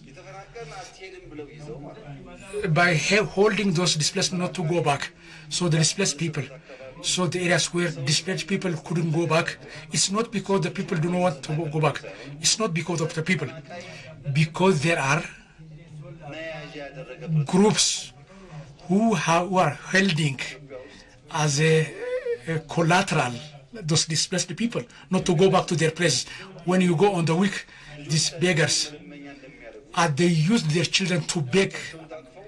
They hold and embrace their children. They beg for money. When you give them money, they tell their children to receive the money. After they receive the money, then they snatch the money from the children. So the children work not to receive from the giver, and then so the beggars use their children to beg. Some parties use displaced people to extend their existence for begging purpose and to improve that. We have done a lot to make change to this. The Wolkite residents, be there from Tigray, be from there Wolkite, from Asosa, they do have full right to peacefully live in Wolkite. That's what federal government believes. But regarding Wolkite, it is not a secret, you know. There is claim between Amhara and the Tigray region for a long period of time. That claim, to these two regions, whether it's acceptable, they claim that that place is their area. The federal government says no displacement, let it administer itself, let it decide. And instead of having somebody to decide by using referendum and as per the constitution, who is to decide upon the desire, the want, the need of those people? It is the people itself should live in houses peacefully. It is to decide where it wants us to live. Which official has the right to do that on behalf of the people? So due to that reason, the Wolkite people, as any Ethiopian, they have the right to get their budget and support in education, in health. So that made them not to get help they deserve from the federal government. So two brethren people, they should solve their problems through discussion. It's based on that. I'm not to decide about Wolkite issue, and I hope that, and you are not to decide. It is the people there. So those parties so we have to create enabling conditions to them. But people displaced from Tigray, from Amara, Oromia, Addis Ababa, if you say that they are not living there, those soldiers who participate in Thai war, not the people, the soldiers, you can find them in forests doing projects. There are many of them are in Addis Ababa, Arbaminch, Hawassa. It's their country. In elsewhere, so thinking or calculating temporary victory, it's bad to affect or damage people. So on our part, Wolkite issue and the resident there, we are ready to accept them if they are even displaced this afternoon. We help them to facilitate their life. As Salamt, Raya, Ilbabur, we can make that. The other issue that should be settled by referendum. This is not only democratic move, it's also constitutional. So in the constitution where we cannot breach the constitution. We cannot do that. We cannot breach the constitution. So it is good to see it in that way. Pretoria is a good remedy for that. We won and chosen the peace and signed that agreement. So Pretoria is electricity, telecom, air transport, budget, banking, service. And we have done 100%, even more than 100%. We have done that. On the other side, to disarm those armed, the displacement to go back there.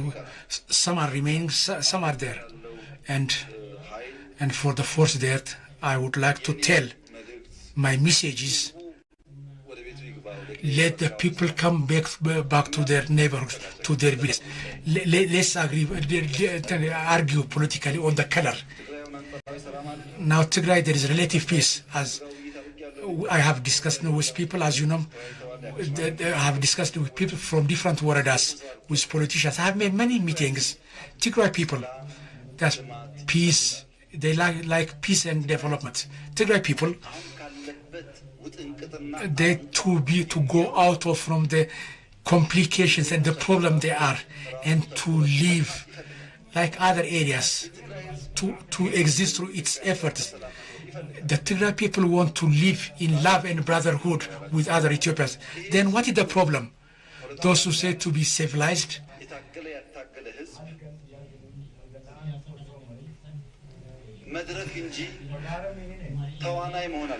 they have become a forum, a stage, not actors. In the political field, they couldn't become actors. So the stage is where to play on.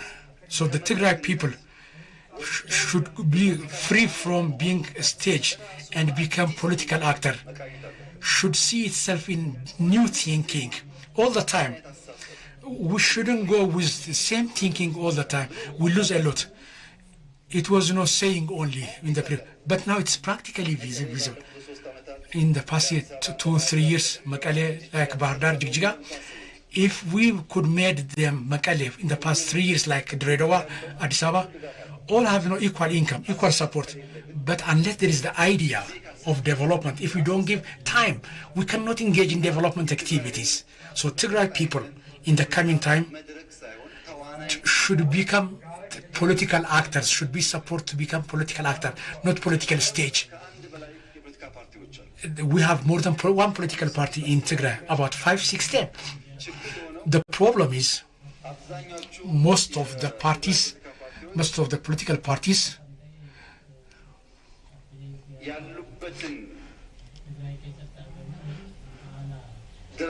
the level they are, they couldn't improve their status, their position. Tigray political forces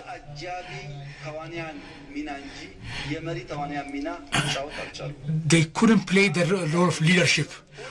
One who is engaged in theater, they accompany, one day become lead actor, star actors, unless they grow up to being a star actor. If they are accompanying actors, if they are told not what to do, what to say, that political growth cannot come to the required level. People should change from being a stage to actors, and political parties should come to lead actors than accompanying actors. If that's changed, a lot can be changed. So the force there, my answer to them is, one farmer, if he plants sows seed in July rainy season, the thunder and the rain, that farmer who's still on the farm field, if there is no farmer who is afraid of bird in September, who was working under heavy rain and thunder in July, that farmer may see the cry or the sound of birds like music, never absent from his farm field. So the history of this government is the same. Now the sound is like sound of a bird. The rain and the thunder, we have passed that. Every triggering or nothing more than like a sound of bird. So it's better to collect themselves. Regarding election, there are many constructive ideas. So the ideas read, I accept the ideas read. So when election is democratic, that's helpful.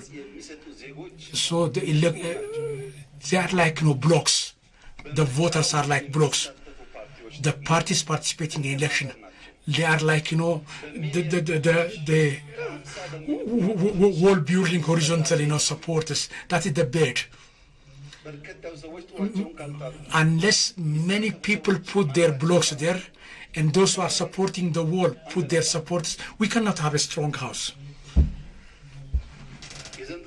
So this year's election, peaceful, just, fair, inclusive, in every measurement better than the previous election. We are working hard towards that. Ministers, more or less, they are in regions. So to explore the problem you said earlier, I say we shall have better election. Some of you are in fear. So the answer is, let's see the result. I believe that this parliament, they will have more than 5 or 10 times more voices in the parliament. I would like to see that. If it is one party's voice, that will not help Ethiopia. And I believe that. So our follow-up is that with that thing. But you said, let's see the result. So I can confidently say we shall have more than 5-10 times different voices will be in the parliament. I believe that. The government will deliberately work on that. It's not because it needs. We need that. Even some of them are very extended ideas. We have got important inputs. Your presence is helpful, important. We don't see as harmful thing, especially in Ethiopian context. We are working hard on that in the election. So the government have stopped others and investing money and time. That accusation, we prosperity, that we are members. So have you forgotten that? So Prosperity are telling that you have totally stopped the functions of party, and we are working daily on corridor and development.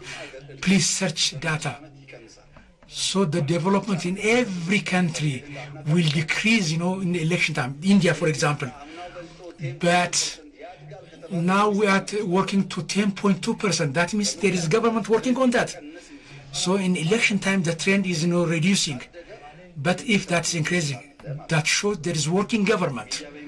Regarding media, as far as I know, there is preparation. But if there is something miss, the House may call media and give them direction. Media should work and serve based on the law. Media,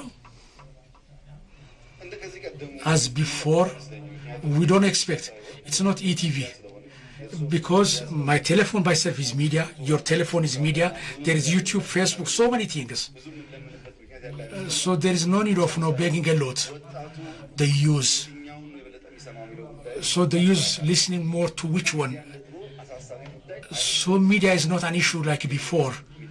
But government media houses, in a participatory way, they should work on that.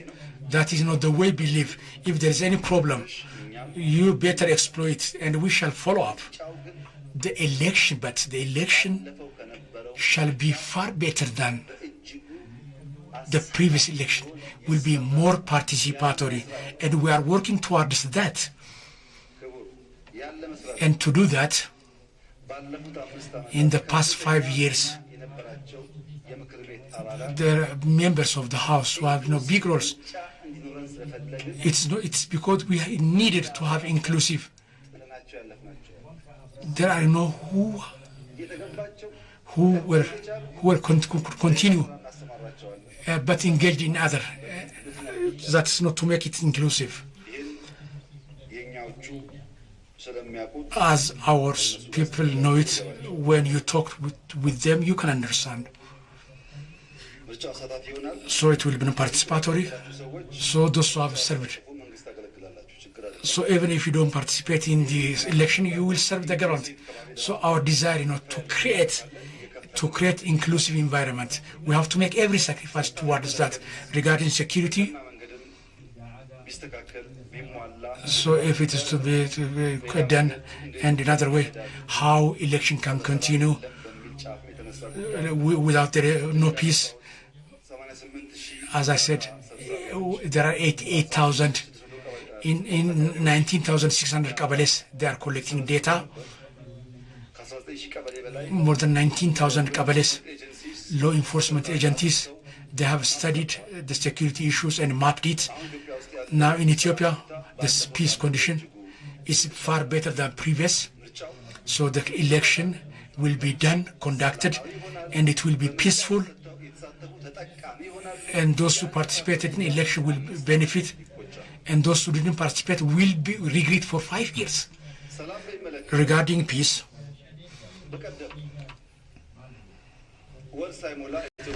in not less than a month,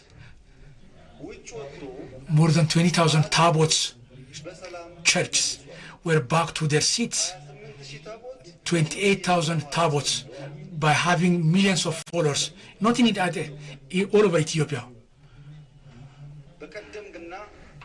In the Epiphany, in Christmas, millions of people in white dresses and white color, they celebrated. Mescal and Derecha, we celebrated it the same way in the past 6 months. New Year festivity, Mescal, Derecha, Genna, and Epiphany. So this joint culture, we don't have open celebrations in all Africa like this. All these people celebrated, even some of them stayed overnight in the field. Why we couldn't get peace for 1 hour activity function?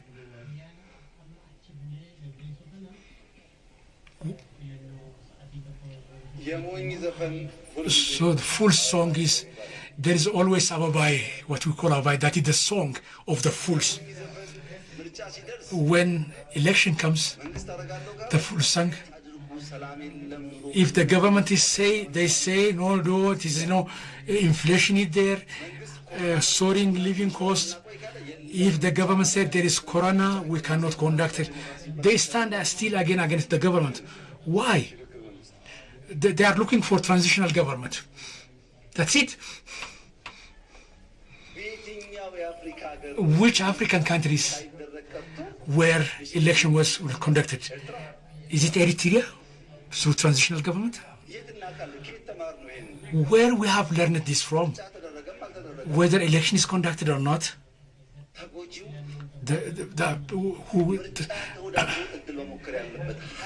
This is the force that we will try and compete. It is not the government on power. This is bad experience and practice. There is hyena will be eaten. There are also people agitating and spreading that propaganda. Make racing competition. The first will be awarded. Then one person who knows that he could not win, he said, hyena is coming. He shouted loud. So that person passed over. When he won, he ran to the opposite direction and won. So who are saying hyena is there not to go for election? This is a dangerous disease into the mind of our brothers. This is not helpful. Election is good, even it's not perfect. The practice is good. It may not be perfect, but the practice is good.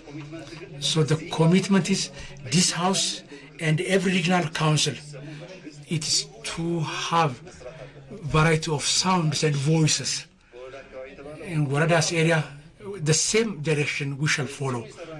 We are working on the same field, but if there is a special problem that you have seen, we can examine it. So you can see the effect or the result, by the result, how well we are going to do. Those who are not registered, who have not decided, you decide. So this is an election that has many opportunities, so it's better to compete. Regarding discussion dialogue, inclusive national dialogue, the level it is now at, you better have the report in our country. Good discussion dialogue is better than sleep. Bed will rest body, and discussion will give rest to the heart. Through discussion, we can repair many breakage that we don't know. Dialogue is good. In Ethiopia, we have multitudes of wars. Now, the current generation, let's establish our government through dialogue. Let's be ready for dialogue. That's good. So the institution, based on the information I have, hundreds of thousands have made dialogue and participated. Even those in diasporas, in Europe, America, everywhere. That has been done everywhere. In thousands of pages, agenda have been collected. So far, the function is identifying agenda and participating in the main forum. In Tigray, many has participated. More than 95% Ethiopian have participated. The dialogue is open to everybody. Nobody has been denied, or refusing to participate. And those who do not, cannot be forced to go to dialogue. For example, now in the election, in the upcoming election, if 15 million Ethiopians, if they have the right to vote, if 40 accept and 10 million say no, we cannot force them and to collect cards.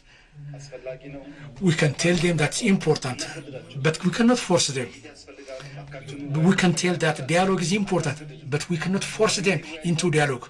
The majority will discuss by following the law if there is improvement to be made, and the minority will be governed by what the majorities have done.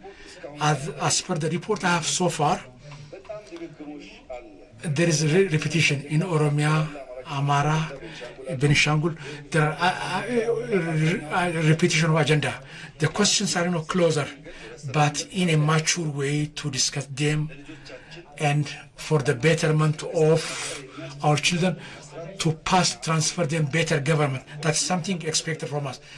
The level, the commission where it has more or less agenda has been identified, the next shall be to bring together the elected, digest on the agenda, have us participate, and to make recommendation for the government.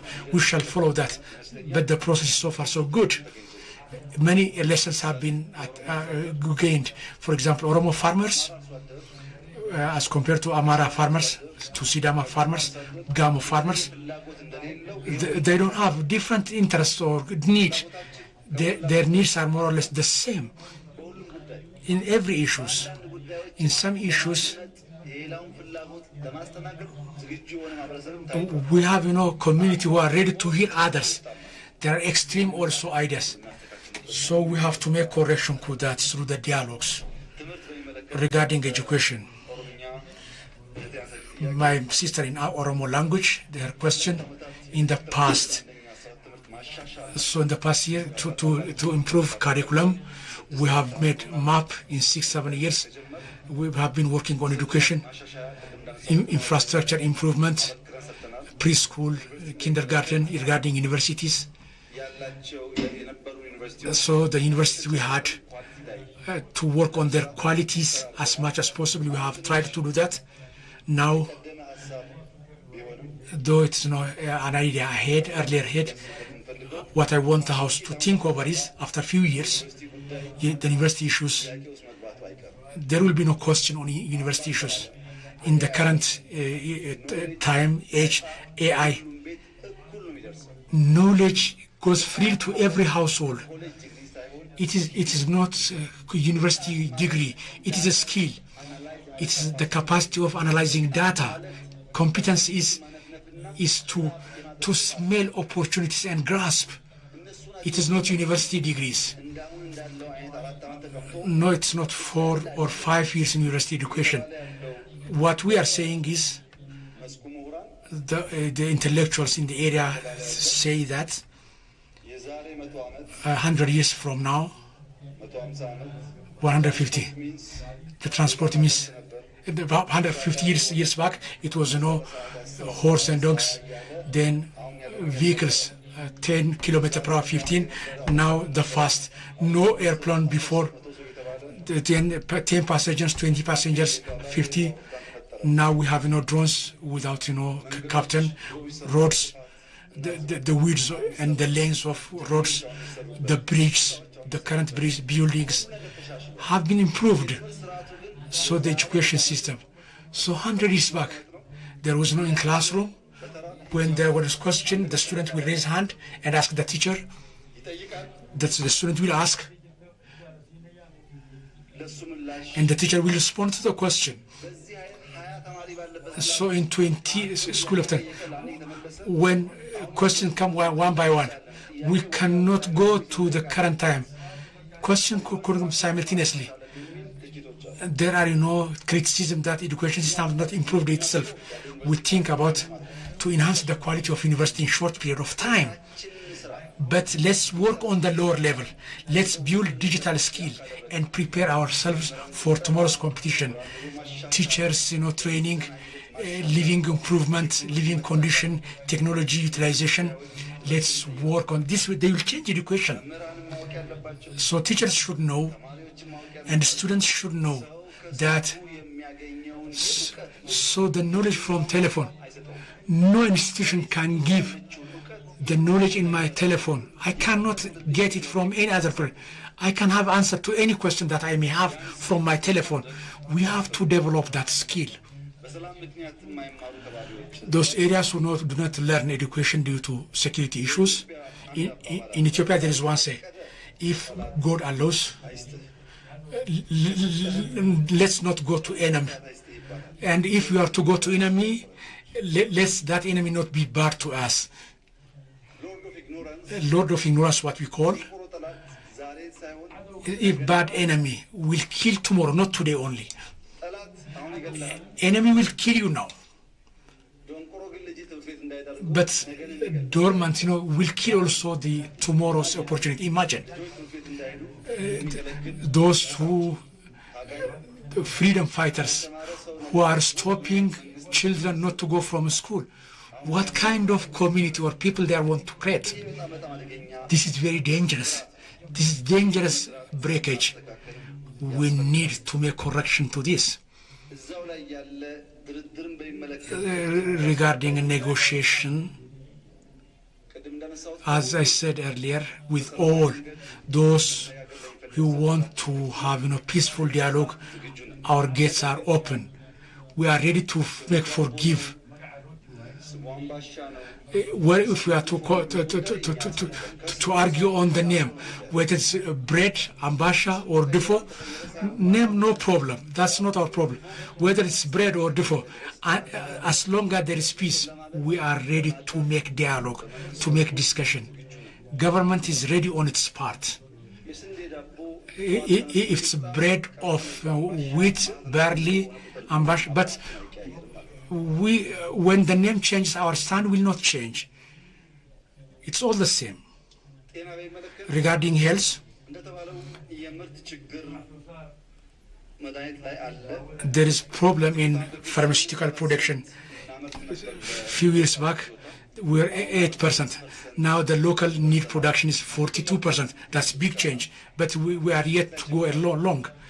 But there is a problem in distribution. Automation we have started. We have started not a net application to solve this issue. An application made for that. There is theft, early prediction. We are building that kind of system. We shall have no subsidy for cancer, 60%. Government subsidy will be there. In health sector report, big changes have been achieved. The census have shown a lot. The census is no more than 10 years old in the health sector, but the current census is bringing many data in health sector, health institutions, mothers giving birth at health institutions from 31% now 61% now. So the coming impact is out of 100,000 mothers who give birth, about 400 days. Now we have reduced it to 141. Under 5 days or new infant days, we have reduced a lot. Marburg epidemic, early identification, diagnosis, and lab enrichment. In 3 months' time, we have been able to control it. This is a big change, big achievement. The other thing I want to raise along this, recently from USA, families from America whom I know has come from US, have one person has eye problem. They have done eye surgery in Ethiopia, paid here, and went, and the other dental problem. That has also been helped. How people come from US and get treatment in Ethiopia? That's I tried to solve that question, especially in dental health. Don't go abroad. Better treatment is here in Ethiopia. Eye and dental treatment, you can get better here. Surprisingly, Ethiopia, so many Ethiopians has come with their knowledge and resource here, but they are not many. But eye operation surgery, there are many high-standing Ethiopians are working here. Those of you who haven't heard that, better hear that. Before, when there was no brain stroke and heart, it's not wide. There are few Ethiopians who have trained in this and come back to their country and working better in their country. We need to support them, to stand by their sides and help them expand their service. It's for our own sake. Health, though the reform has no produced result, we have led with many activities. Budget issue, health budget, it has no different shapes. Or if we get Kenya, private sector is mainly working on health in Kenya. But here in private sector is not developed to that level. In that urban settings it's okay, but in rural areas not yet. We are increasing building and budget, and we shall try to expand the service. Regarding service, Masob, one window service, we are now 33 areas. Many are being built, and we are working to make them 100 virtual service, establishing, constructing that in 1 year, 2 years. That's a miracle and a big achievement, because we are developing system. Because it's not enough in bus, virtual Masob shall be done. It will take 2 or 3 months more, so we shall make that kind of bus and go from neighborhood to neighborhood, for example, Monday, Sunday, and shall give service from buses. When we go far, if making buildings are problems, so to give virtual service through bus and solve the complaint of people and reduce theft, just like FIDA, passports, and mobile money, and tax payment. We can make changes to that also, and we can make our life simpler and simpler, and shall further strengthen it, and the result is very encouraging. Finally, regarding diplomacy, that make us drink water.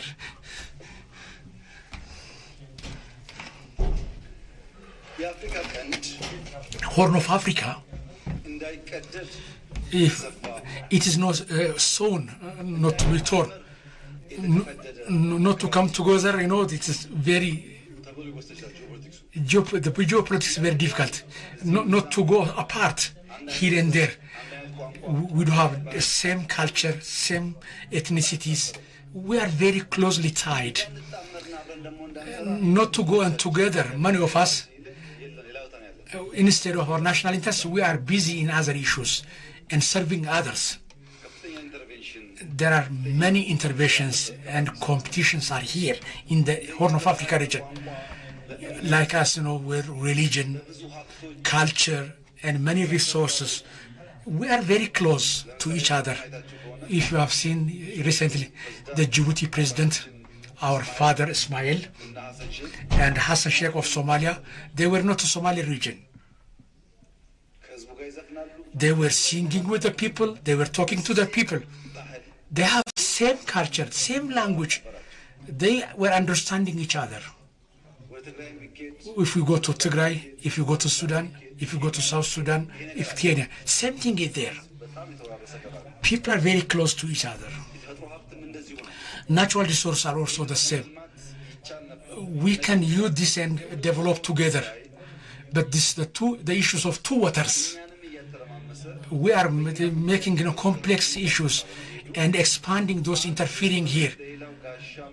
Instead of one neighbor to be shelter to the other, it is giving bullets, is serving a bridge to others, and passing problem to the other. Due to that, the region has its own problems. To solve this, we are making many intensive efforts.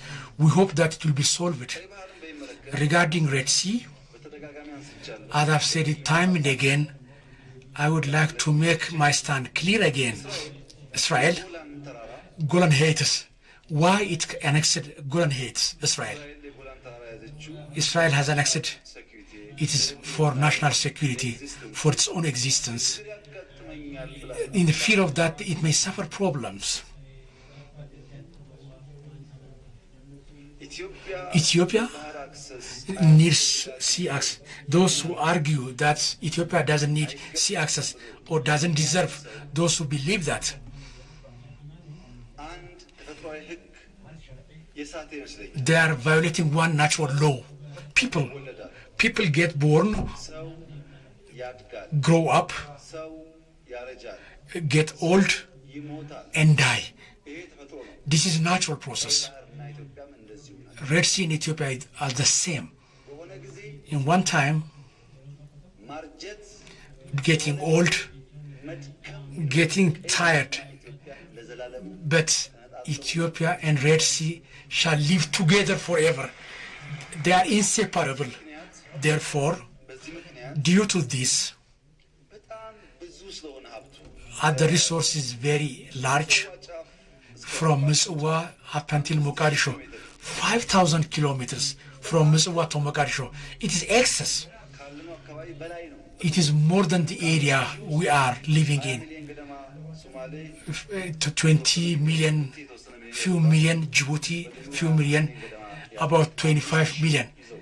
They have, that 5,000 sea coast, 130 million people, Ethiopia.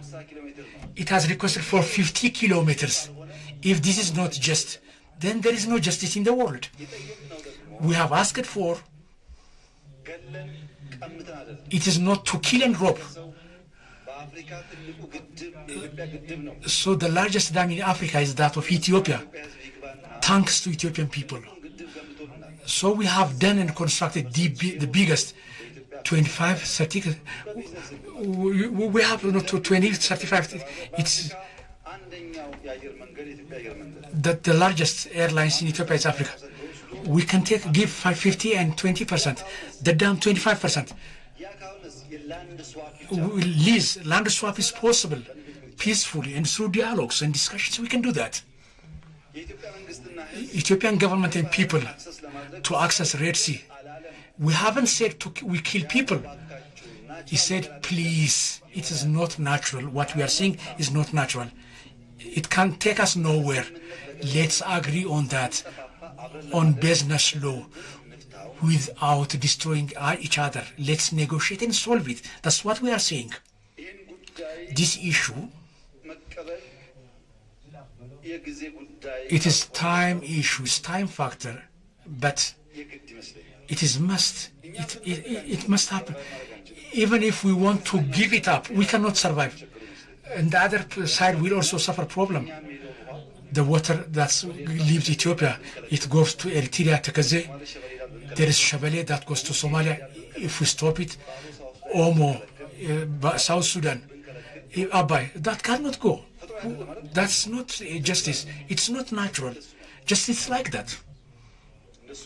It's like that. We have to share what we have to others, and they share what they have to us. We should support, and they need to support us. We should develop together then. So, honorable members of House, in Asab, Ethiopian government constructed port, airports. We have constructed road. We have constructed refinery, petroleum refinery.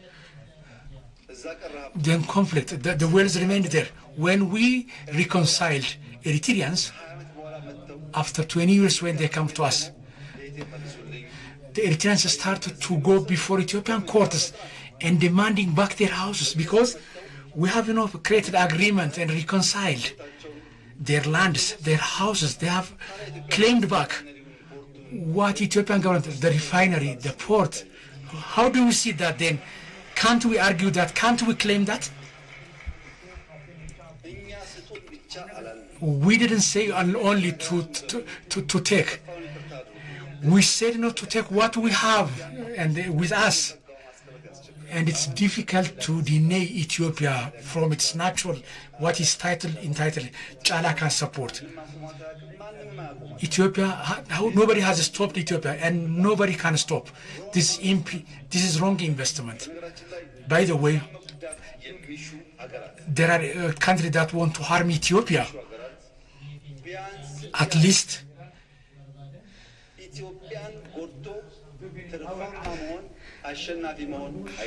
they cannot harm and make profits.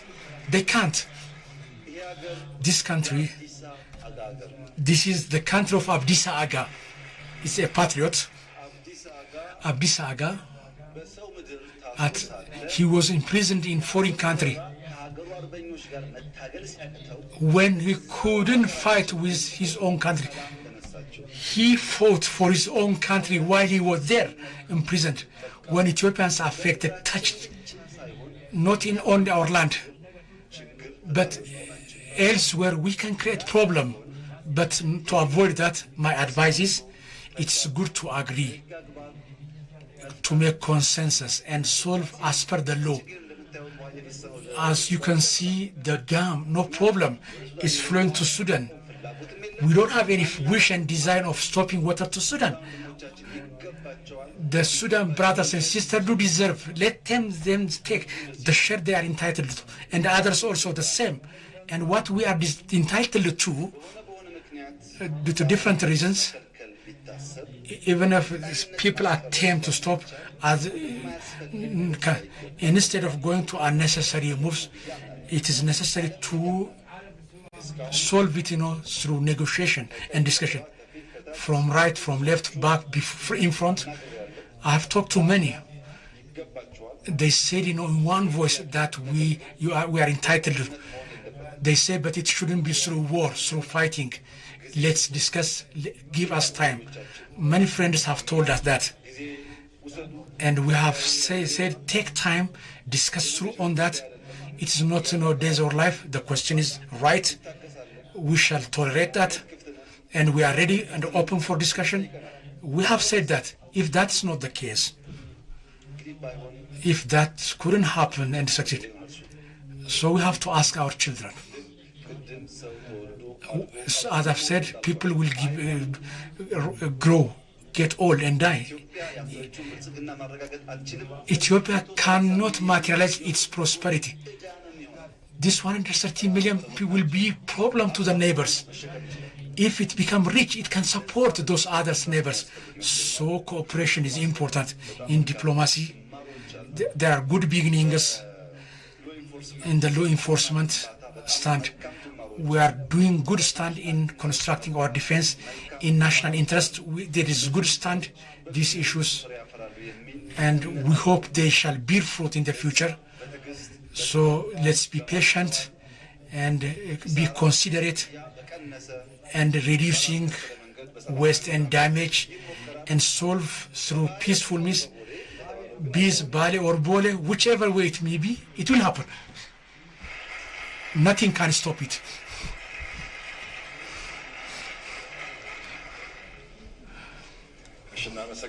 Thank you very much.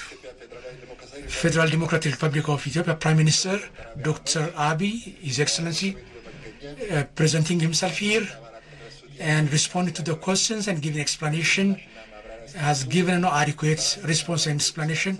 I would like to thank him on behalf of myself and in the name of the members. It's the end of the meeting. Thank you very much.